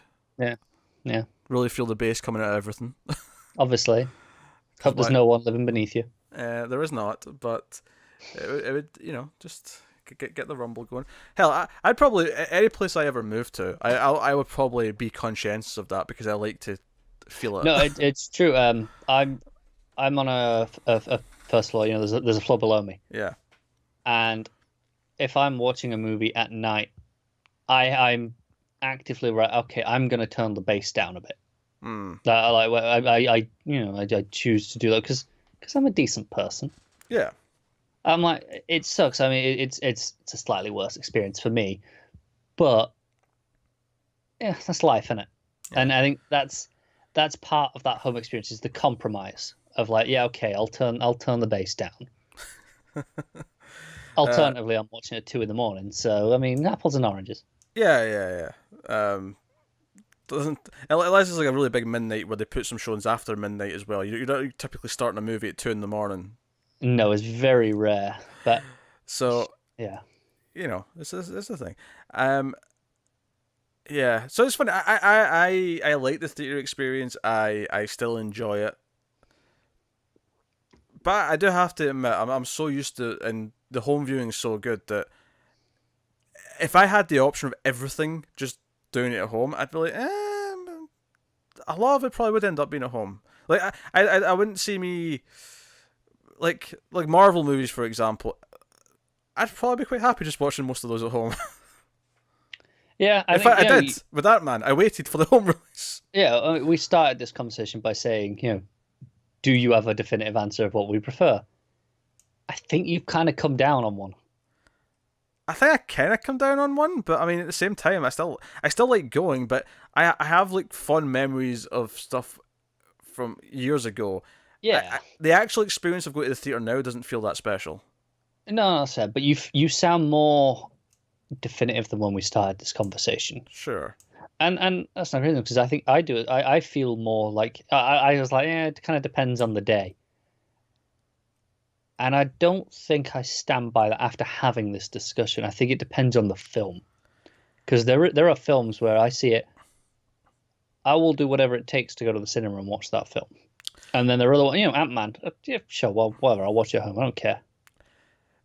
I will say this. I will say that any film that needs the theater experience is a failure. Yeah, of course. This was something that came up last year with Dunkirk, and people Yeah, said, "Oh, you have to see it in IMAX. There's no point unless you see it in IMAX." And my opinion is, if it can't work in a 23-inch CRT, then it's a failure as a movie because it should work no matter what screen you're watching it on. I happen to I missed that at the cinema. I only Oh, saw that at home. And I thought it was kind of shite. I saw it at the theater. I did not see it in IMAX though. But if you can't work in other screens and other formats, then you failed Exactly. on some level. I would not say, I'm saying, oh, there are films that I need to see in the cinema. I don't think they need to be seen in the cinema. It's just I personally feel like I want to see it in its best possible experience in terms of even though I am sure if I had no other choice and I would watch it at home, I would still be happy to watch it at home because it would still be a good movie. Do you know what I think it is? I think this conversation 10 years ago with me would have went very differently. I think Yeah. now it's not just so much the home theater experience has gotten better. I think that just a lot of the things that people like about the theater, I still like, but they don't impress me as much anymore. I remember I used to be really impressed with how good the bass would be at the theater. Now I go, I barely notice it. Mm, I used to be impressed with the big screen, and now I go, I'm like, yes, it's bigger, sure, but I get that. I don't know. It's almost like the magic of Kind of worn off. the theater's kind of worn off, and now I just kind of view it as it's the same as watching something at home, just on a much bigger screen, but I'm in public. Yeah. That's kind of what it feels like to me a lot of time. I'm only going there because the movie can only be seen that way, not because I actually care about the theater going experience as much as I used to. That's fair. I think sometimes for me, the bigger screen, the bigger speakers, with the right film, outweighs everything else that's good about watching it at home. Mm.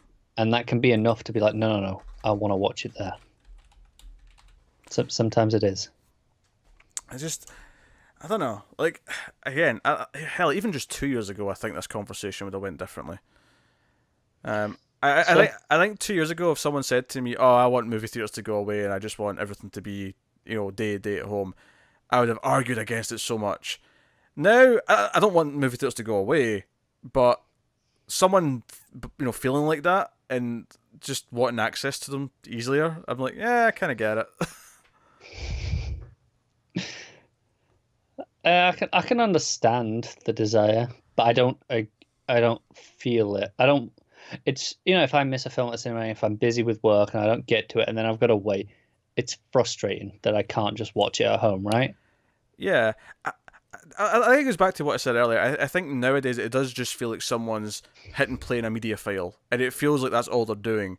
And even though it's bigger and it's louder, that's essentially what's happening. And there's kind of something's lost there because of that. I feel like you could hire me to do that job now. Whereas time was you had to be a trained projectionist because you had to know how to work everything. Now you just go out and press play, right? It's true. Pretty much. You go, all right, you're on the ticket desk, you're doing popcorn, you're pressing play. You're pressing play. Your job is to just walk round the 15 screens and just hit play at the right times on each thing. Pretty much. You know, because even the way they get movies now, they don't have to send them. It's all digital. It's all downloaded. They get like a download, like, you know, a day before release or whatever. Like that's how it works now. Yeah. I don't know. It's just like, yeah, it's just it's like I can see behind the curtain now because it's just so simple. You're a little bit jaded. A little bit jaded, yeah. Mm. Like I say, you like the theatre going experience, great. I still enjoy it sometimes. I feel like I've not had a good magical one in a while, though. That's fair. You know, a time when I was just, I mean, I've been excited to go for certain movies, but it's been the movie that I'm excited for, not the experience. thing. And let's be honest, I'm still sour after Halloween let me down, so. It's going to be great. Halloween in the big screen. Oh, it's kind of shit. Oh, no. No, I do think it comes down to a lot of the other movie. Like, I might be going to see Jurassic Park in a cinema next week. I've never seen that in a cinema before.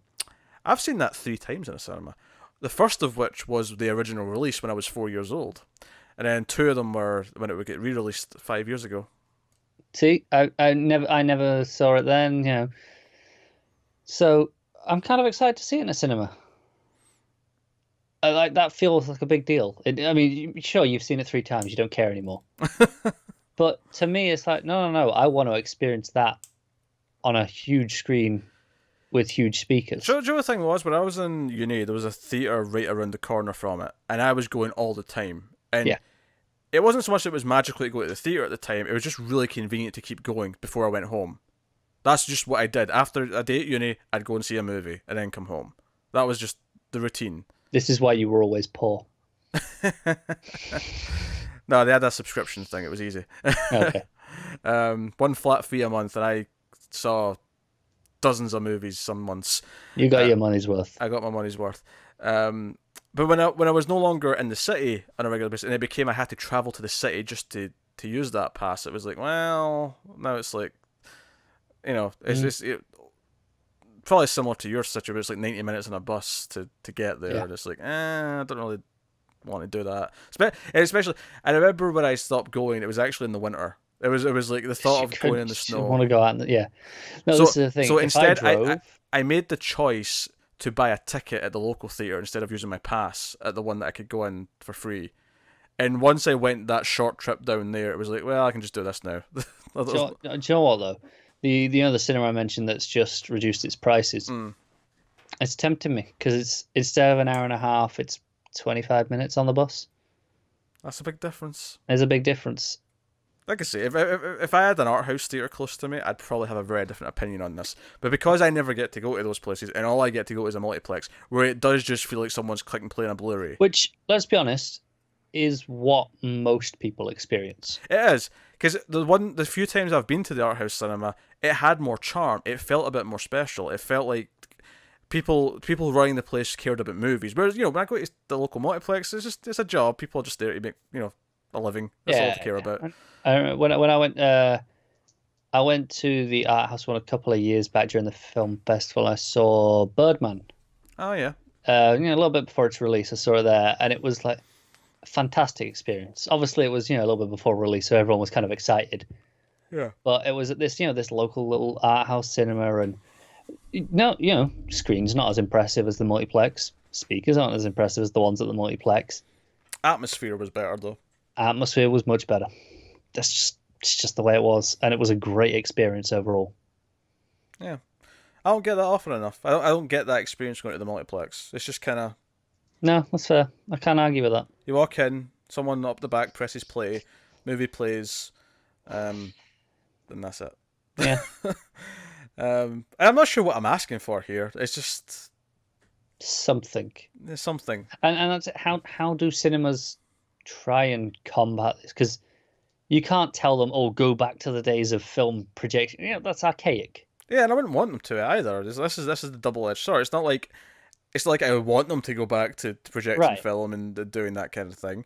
But what do cinemas need to do to retain their place in the world? To say, to prove why you should come to the cinema beyond just the exclusivity of you can see it there first. I mean, if the one that was near to me did some sort of pass, that would motivate me more. Yeah. Um, Honestly, a big thing for me is location. See if I was close enough to a theater, right? That where it was like just down the street or something like that, I would probably be in it every day because it would be so easy to go. But the further away it is, the more of an effort it is to go, and therefore it's more of a motivation thing. We're like, okay, am I ready for this long walk or this bus ride or this? It's true. When I go to the cinema, unless it's like a film I'm exceptionally excited for, that I'm like, oh no, I'm going to see this, day one. There was I go and times see when 2 or 3 films at once. me and Matt were supposed to review a thing, right? And I'd be going into the one in the city, and it was this long trip. Maybe it was winter, and it was like a long time. And I wouldn't be that into. I mean, I agreed to review it because I didn't necessarily hate the idea of seeing it, but it's like I need to motivate myself for this trip for something that I'm not that excited about, Mm. and that's really hard to do. It is. It's really hard to Yes. do, especially when you've got other things you could be spending your time on. When there's other competing media for your attention. We mentioned video games, we mentioned comic books, we mentioned TV shows, or just movies at home. Just Netflix being dicks and putting out everything. Yeah, yeah. And it doesn't help as well when it feels like a lot of the more interesting movies aren't in the theaters anymore. A lot of the interesting ones are going to VOD instead. A lot of the interesting ones don't make it to the theater, and a lot of what's, and this is not obviously everything in the theater. There are, like, The Witch played in the theater, for example. Hereditary played in a theater, but a lot of the horror movies in a theater, for example, are Truth or Dare, or they're Whatever Blumhouse has this month. yeah, whatever. And sometimes Blumhouse makes a good movie, sometimes course they he do. doesn't.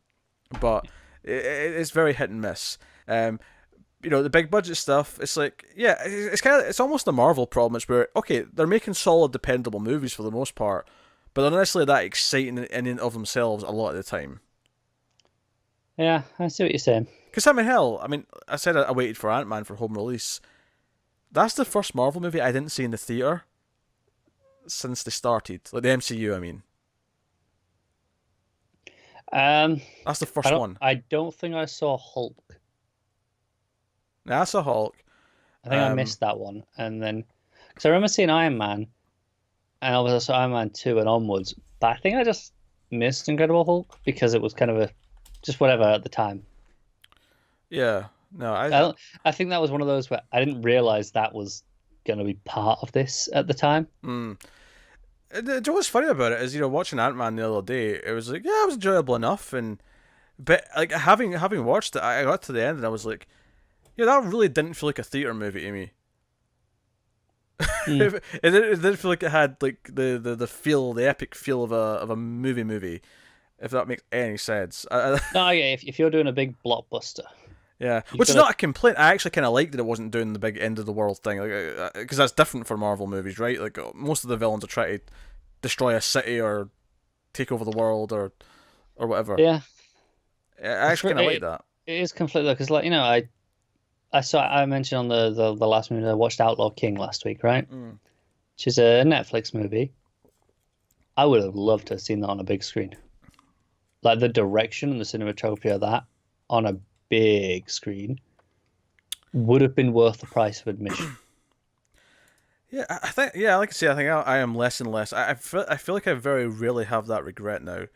If anything, if I'm pissed that I missed something at the theater, it's usually just because I missed the boat on talking about it when it came out, That is another thing, yeah. rather than because I missed the experience of seeing it in the theater. For most, I don't mind just watching it at home, but there's definitely exceptions and examples and whatnot. Because there's quite a lot theoretically in the next month or so that I should be going to the theater to see. Let's see how many you do.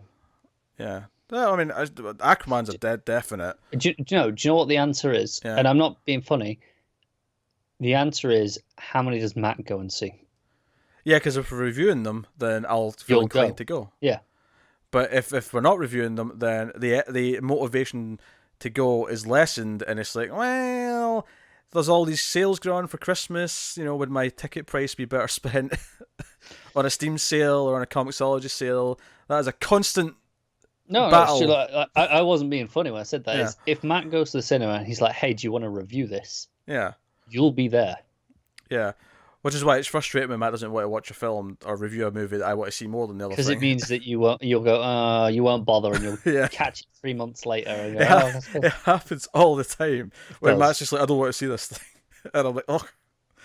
Because you won't make up you won't have the motivation to go and see it just because. Yeah, it's a motivation thing. I mean, I'm talking about price and cost, but it's not that I can't afford to go see another movie. It's just because the motivation's not there. Yeah. And then you give me something else that I could spend that money on. I'm like, yeah, I'll just spend it on that instead because that's more exciting or whatever. But there should be a lot in the next month because, I mean, for sure, we'll be reviewing Aquaman. We'll be reviewing Into the Spider-Verse. We'll be reviewing... I think Matt's dead set on Bumblebee. Hell yeah. Which looks fine, to be fair. If I can get to that, I'm getting on that review. Creed 2 feels pretty likely. I think Matt's up for that. So, there's a lot coming out in the next month or so. I think Matt's more... not into Alita though, is he? He's not. And I actually kind of want to see Alita. Did that get pushed? I feel like it got pushed and I'm forgetting. You're going to have to look it up. I don't recall it being pushed, but you can fill me in. What do I know? You can fill me in. Yeah, pushed to February. Oh, well, everybody did. Worry about that in February. Yeah, whatever. I'll tell you this, though. Although sometimes we'll agree on something we don't want to bother seeing, and that is the Mortal Engines. Both of us kind of looked at that and went, eh. I don't want to go see that. Yeah, I'm good.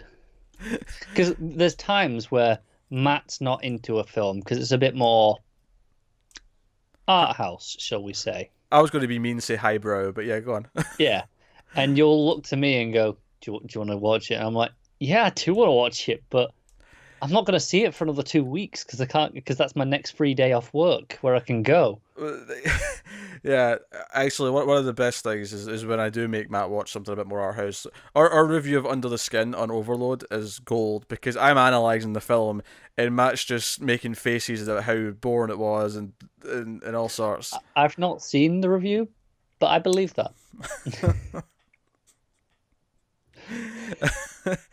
Yeah, so no, there's truth to this. There's truth to this. And it's one of these things where if I wasn't also doing comic books and I wasn't also doing video games, I probably would have the time and motivation to see twice as many movies that I do because all that time would be free. But because I'm divvying up all my interests equally as best I can, it's like, well, We're can very catch up fickle with something people. else. Was that? We're very fickle people. We are fickle. We like too much stuff. We're too nerdy, I guess, is the point. We are. We like too many different things, and then every so often, I'm like, we should cut back, and then I'm like, but I don't want to cut back on anything. I like it all. And the fact is, we have cut back. Like, we used to try a lot more TV shows that we knew weren't going to be good, but we'll try them just in case. And we've kind of toned down that a little bit because we've got so much else to do. Since we've been doing Star Trek every week, well, now it was only the start of this year that we started doing Influx, right? Where was it last year? Last year, it started 2017. Start of last year, where we started doing, okay, here's a movie every week-ish. And before that, it's like, well, that's extra time for TV shows. Where it's like, well, now that eats into that. And then it was definitely this year we started doing the movie news. And it's like, well, okay, that takes out another TV pilot that we don't care about. I mean, hell, even the movie news itself, I've gotten better at like just cutting stories that I don't think are interesting. I used to feel bad because I used to think like, well, will people read into why we're not talking about that one or that one? And I'm like, it's just no. What's interesting and what's not? What are we going to have something to say about? And just I mean, even more recently, you mentioned earlier in this that we didn't do a trailers talk this week because there just wasn't that many interesting trailers, right? There was no big. I mean, okay. There's a couple that could be interesting. I'll find out when I watch them for next week's batch. But like, there was nothing like. Basically, my rule for trailer talk is if there's not a trailer where I can say that's what I'm putting in the thumbnail, that's the headline. If there's nothing for that, I'm probably saying we'll just leave them and let them roll over to next episode. That didn't used to be the case. It used to be, well, there's Oh, still yeah. 8 trailers here. We'll do one. Yeah, we'll just do it no matter what, yeah. And we're kind of letting ourselves be a bit more flexible on that because, I mean, that's why we recorded an Influx this week, and we've been struggling to get them done recently because we're doing the Star Trek movies, and we were just struggling for time last month. And it was like, well, if we don't do a trailer talk, we can do an Influx this week and get a movie done. And that was the choice. It was like, well, there's a benefit to not doing a trailer talk this week, so let's just do that instead. Yeah. So, easy money. Exactly. And so, I mean, it's worked out right. Yeah, for the most part. But people still want the Siren review. It will happen. I won't tell you when. I have a date in mind. It's coming. You've got a date in mind. I've got a date in mind to tell you to fuck it off. Oh, you'll like this date. Is it April 1st? It is not. Season 2 will already be like halfway through by that point as well. Who cares? Oh dear. I mean, we've kind of wrapped up the main conversation of this one. We're just kind of rambling about channel stuff now. I feel like that's part of the fun of these ones, though. We don't have like a state of the channel address type of thing, so we just ramble. We should probably do that at some point. Maybe. I don't know. Exactly. See if people want a thing like that. It's just whatever. But... It's funny because obviously we schedule a few months in advance as we go. Mm-hmm. And we were looking at it the other day, and we were like, "Oh, there's a lot of things, binge Netflixy shows coming, Hulu things coming up." Mm-hmm. And then we were like, "Did we put the Timeless movie finale on there?" And we went, "No, we didn't." And we're like, "Shit, that's on the day when like 2 other binge shows are starting." Well, day before, because we'd record it the next day. Well, yeah, but when in our schedule, it falls on the same day. Yeah, so a couple of binge shows. One of them might be getting shafted to not start till the Saturday, thanks to Timeless. But people like Timeless, so we like Timeless. They do. It's that weird thing though, where just a bit of inside baseball for everyone here. When it comes to a decision like that, the weird thing about it is, okay, so we've got fans who've enjoyed our Timeless reviews. We like Timeless as well, obviously, and it's like, okay, so do we give that priority because we have people who are fans and it's like a reward to them that will prioritize that because we know they care about it? But it's also the last episode ever. Like, it doesn't matter. Like, whereas the new stuff might have a lot of new people showing up for it, and that might retain people for a long time. There's a cynical angle in that. Episode 1s do better. Do better. They do. That's just a fact of YouTube. It's beyond our control. And if we get that out sooner, do we get new people who stick around and grow the channel? Like, what do you do? It's a tough call, right? Yeah, it's always a tough call, and I don't know. I go back and forth. One of the shows it's on that day is a returning show, so that's kind of the obvious one to put on the second day. But I mean, I don't know. It's weird. Yeah. But it's interesting, and then there's things that just kind of get left behind. I mean, we're supposed to be doing the rest of Castlevania season 2. We both watched episode 2 about 2 weeks ago, and I'm not putting Connor under the bus here, right? But Connor occasionally will fall asleep when we're supposed to record, and that's whatever. But the problem with that is that whenever there's anything extra, like Castlevania, it's like, okay, we'll try and get to the next episode when we can. Is that the regular stuff we have to do piles up, and then it becomes, well, we don't have time for that extra thing now. And then it keeps happening, and then... To be honest, Castlevania was one of those where we went, it's a 20-minute show. We didn't actually schedule it. No, we didn't, no. And we have a thing where if we don't schedule something, it slips. It was the same with the first from Hulu, that we both quite liked that first episode. We both watched the second episode, and then we just couldn't find the time. And this was even worse because it was right before you went on vacation. It was, yeah. And we had like other things to finish, which were really important. And I wanted to watch the rest of it, and we both watched episode 2, but it just got left behind. And it did, and we don't like doing that, obviously. Oh, I hate doing it. If we don't tell you that something's not continuing, I hate that we just leave something behind. But there becomes a point where it's been so long that it just feels weird to even try and continue it now. Yeah. And it's not like we have tons of time now to go back and do things. We have like a week or so that's a little bit quieter before. And by a little bit quieter, it means we still got like a movie or something each day. There's Yeah, still a reasonable chunk of time taken up. It's just and yeah, slightly quieter and than normal. notably in this particular week, we're doing all of our monthly things. So we're doing this extra right now, but before it gets busier again, we're doing the 1080 bit for the month and Comics the Monthly. comics monthly for the month. Yes, which I'll need to read actually. It's a good point. I remembered that. So do I. It's a good job we brought that up because that's in my I mind. was going to worry about that next week when I needed to. Yes, we got a comic book to read for the monthly next month. We do.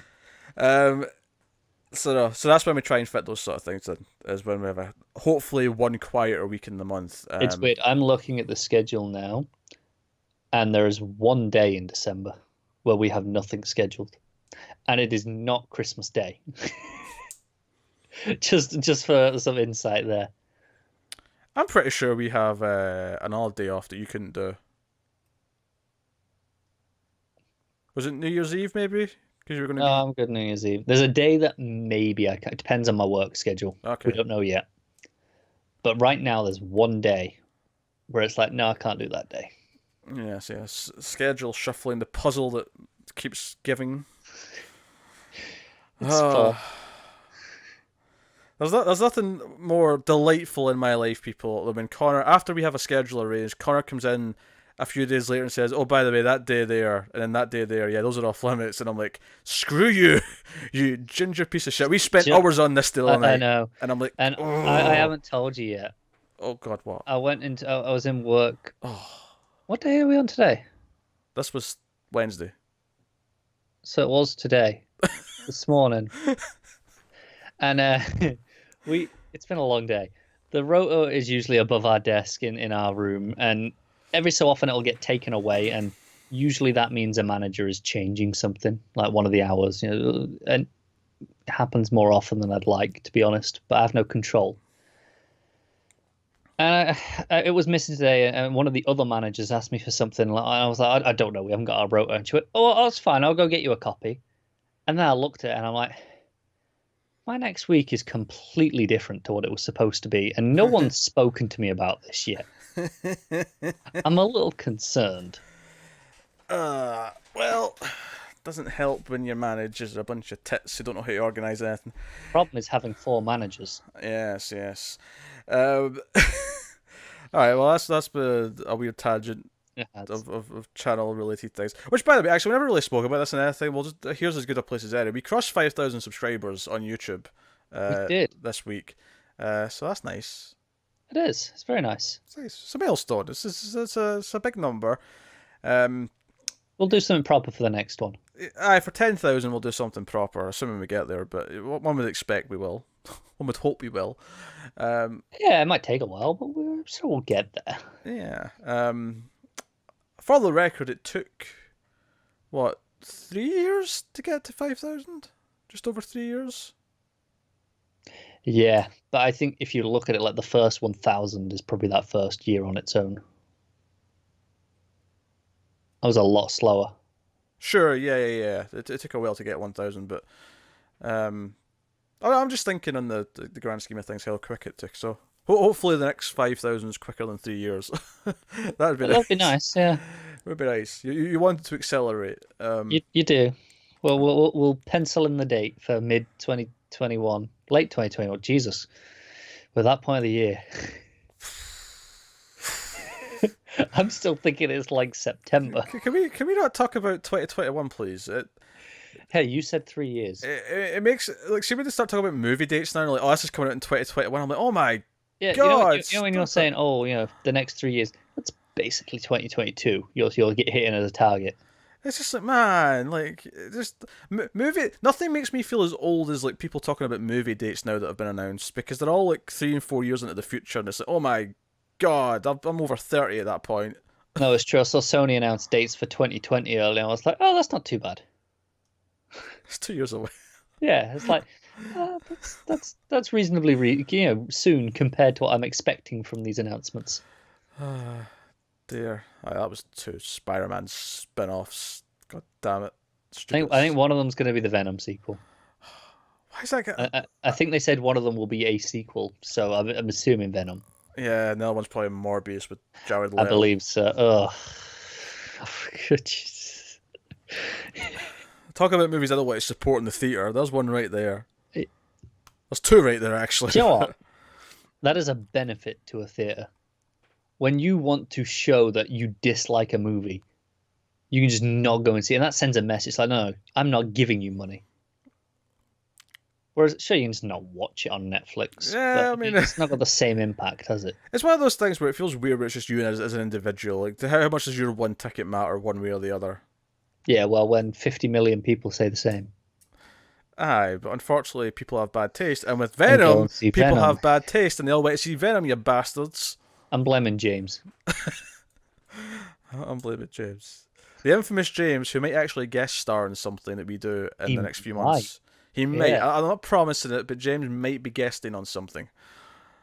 We've mentioned him so much. That's 'cause Like he's- every so often, he no, it's because he has just completely infected the Mild Fuzz Facebook group. It's just everywhere. Aye, he's like a virus Yes, you can't quite get rid of. He's just around. exactly. He's dear. worming his way onto the shows. Yeah, but he was told in the no uncertain terms he has to buy a proper mic first. He was. We're not professionals, but we have a bare minimum. We have a standard. I think we have a general sound quality and video quality I level would that hope so. we adhere to. Sound Yeah. especially. I feel like for us, because it is essentially a podcast, everything we do, the audio is the important part, and then video is just fine. It's whatever. Right? Yeah, I feel like our sound is acceptable. Except every Could always so be often, better. we'll get like an email from some sound engineer who wants us to pay hundreds of dollars per episode to clean up the audio. And I'm like, what's wrong with it? It's fine. No. They always go, oh, there's this here and that there. And I'm like, yeah, that is there. And I could fix that myself. But it's such a small thing it's not worth doing. Yeah, it's just it adds a see one of the benefits of what we do. One of the benefits of the minimal editing that happens on our shows is that not everything. Some stuff be recorded a little bit in advance and it gets goes up later, right? Whatever. Me and Tim on streams especially like to bank some episodes in advance for weeks that he maybe can't record. That's cool. Tim is a busy man. Tim is a busy man. He's a married man now. He's all busy with these dogs and his wife. It's the whole thing. And a house. Get him. Not yet. He's still not moved into the house yet. Yeah, but it's coming. The fact that he has to stay somewhere else while it's getting ready sounds really important, right? It sounds like he's got a proper house because it's getting ready. Does see if that were me, I'd have just not moved out of the old place yet. I think his roommates needed to look for a new roommate, so I think he was being nice. Okay. I think that was Tim being a stand-up guy. Tim is a stand-up guy. Look at all these compliments going to Tim. James is getting thrown under the bus, and Tim's getting but all these niceties. Tim's never going to listen to this. Well, he's not. But one of the benefits, though, it's especially typically this will fall under like new shows. So, like a Friday when a new Netflix show goes up, we can record the episode 1 review, and it can be up within an hour of us finishing it. Like that happens sometimes because we can go through it so quickly. If we added all this extra post production elements to it, it would take forever to do. Oh, it had an extra 3 hours on, easily, depending on Exactly. in terms of just doing the work, exporting it, and then getting it all again. Don't get me wrong. I would love to put in clips over the top of us speaking. I would love to do that. It would add production time, but it adds a slickness to the show. However, copyright on YouTube, we've talked about this before, but copyright on YouTube is not worth messing with. So we just don't do it. That's not even down to the time effort value. That's No, it's not. Just down to, this is the thing. A lot of our stuff is time sensitive. Like all the TV reviews, the sooner they go up after the episode airs, the better they usually do. For episode 1s, absolutely. And for a Netflix show, it's kind of weird because obviously it goes up as a binge. And what we've discovered is that there is a drop-off where usually after about episode 6 out of a 10-episode season, given how long it takes us to get to episode 6, that's where it really starts to dip in terms of numbers. And we just have to accept that. We can't really do it any quicker most of the time. But we notice episode 1s always do the best. The finales get a bit of a spike. And then any particularly important episodes. Yeah, like Haunting a Hill House is a good example of episode 5 and 6 were the big important episodes that everyone loved in the middle. So those spiked compared to the others in the middle. And did actually, I think overall did better than the finale at the time of speaking. But, episode 1's at like 45, 50,000 or something like that. Is this...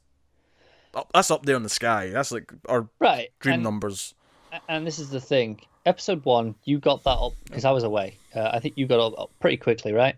I it went live at midnight Pacific time.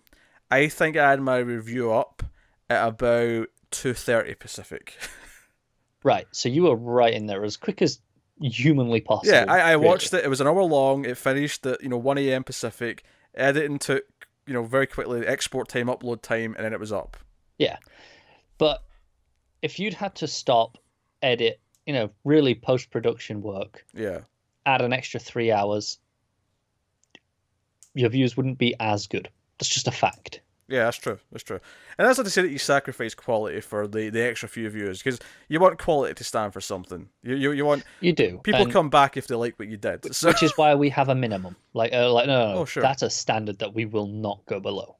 Absolutely. Yeah. Good audio quality is a thing. Is really important. I think it's one of the things that makes it feel more professional. Is some good, and audio quality is so cheap compared to everything else. Like, see, even professional film productions, the mics they're using to record it are not that expensive. Not in comparison to everything else. Yeah, depends on mics. Like, you'll find that most TV shows, like, their mics are a few $100s, which compared to the lenses in the camera are nothing. Yeah. Nothing. And it makes such a big difference. Going from a little headset mic to like a $50 microphone is huge. Just like the speakers. Audio is so cheap to get sounding pretty good. Maybe not the best in the world, but it'll get to a level. Yeah, it can get expensive, and it will be a better quality. You will get what you pay for. But it's diminishing returns, though. I feel like Of course it is. $10 to $50, the difference is freaking huge. Like it is. Yeah, it is. the difference between then 100 to 500 is less. Yes, exactly. So Of course it is, but I say the entry barrier is at its cheapest, to where okay, no matter what you pay just to get past those built-in speakers, it will be huge. yeah, same with mics. You spend $10 a mic, you'll sound like crap. You spend 50, you'll sound pretty good. You'll sound almost professional enough. Not maybe up there with someone who's got a padded room out and spent $300 on a mic, but you'll be pretty solid in terms of quality. Yeah, you won't be ideal for doing if you were recording if you were doing voiceover stuff, right? Yeah, and it had to be completely clean for the movie or the game or whatever it was. Yeah, but for YouTube, you're all right. Yeah. I'm a fan of Red Letter Media, and one of my favorite gags they did recently is they mocked like shitty YouTube reviews at the start, and they recorded on like onboard audio, and they sat like really far away, and they had like the framing all be kind of crap, but it sounded like so echoey and shit. And I'm like, yeah, that's what people who don't know what they're doing sound like sometimes on YouTube. Sometimes I'll stumble across them like that, and I can't watch it. Oh yeah, no, there's an element of like it has to be X good just to be comfortable. The content of whatever it is could be some of the best in the world, but I can't watch it. Yeah, because I mean we could sound really bad. If you wanted me to sound like this all the time, and it sounded really shit, you wouldn't probably want to listen to us that much. Yeah. I assume that was a notable difference. It was. Good. Right. Yeah, the point was made. Good. Probably quieter as well, I imagine. It was, yeah. Yeah. But it is what it is. You have to care. One day we'll teach Matt about how to use a microphone. That boy needs an arm like this just to make him, because he loves to sit back, and I sit back now because I've got an arm. But I was just leaning into the little tripod that I had when I needed to. Yeah. But yeah, so I guess that does it for this wacky episode. I think it probably should. We've gone a while. Yeah, it was about an hour or so of on-topic conversation, and then about almost an hour of bollocks, channel discussion, and etiquette, and what else have we talked about? I don't know. But that's. I think me saying bollocks summed it all up nicely. But yes, thank you for being patrons. We love you loads. And yeah, thanks for being patrons. I don't really have anything else to say, really, much more. See, I've got a good outro now for the almost cancelled extras, because I've got the more vanilla thing, right? This is good. But I don't really have a proper movie outro, so I can't really do an extra version of it. Yeah, what we're saying is you need a movie outro first. I need a movie outro first, yes. Maybe I could make it a Back to the Future reference since the title's kind of based on that. You could. We're going to make like trees and get out of here. I don't know. Yeah. It's better than some of the other shit you've tried in the past. My outros are quite fine, thank you very much. Some of them are. Don't know what you're talking about. But that's been 121 Extra. We alternate with Almost Cancelled Extra, so next month it'll be a TV topic, which will be about half the episode, and then we'll go into tangenting, because that's what happens on these, because they're just kind of casual chats. But come back for that. Thank you very much for being patrons. For those of you in the $5 and up tier, make sure you go and vote on all the monthly stuff that is up. All the votes went up last week. We're quite a bit later this month than usual, so people haven't noticed them as quickly. So go and have a look at the Screams vote, the Overload vote, and the Influx vote. The Influx one, because it's me and Connor, will mention, is all Netflix movies from the last year or so that we have been meaning to get around to and haven't. So you can pick which one we do and talk about. So go have a look. All pretty good. But yeah, that is us. So thank you very much once again for watching or listening. We always appreciate it. Thank you very much for being patrons. We'll see you next time, guys. Goodbye.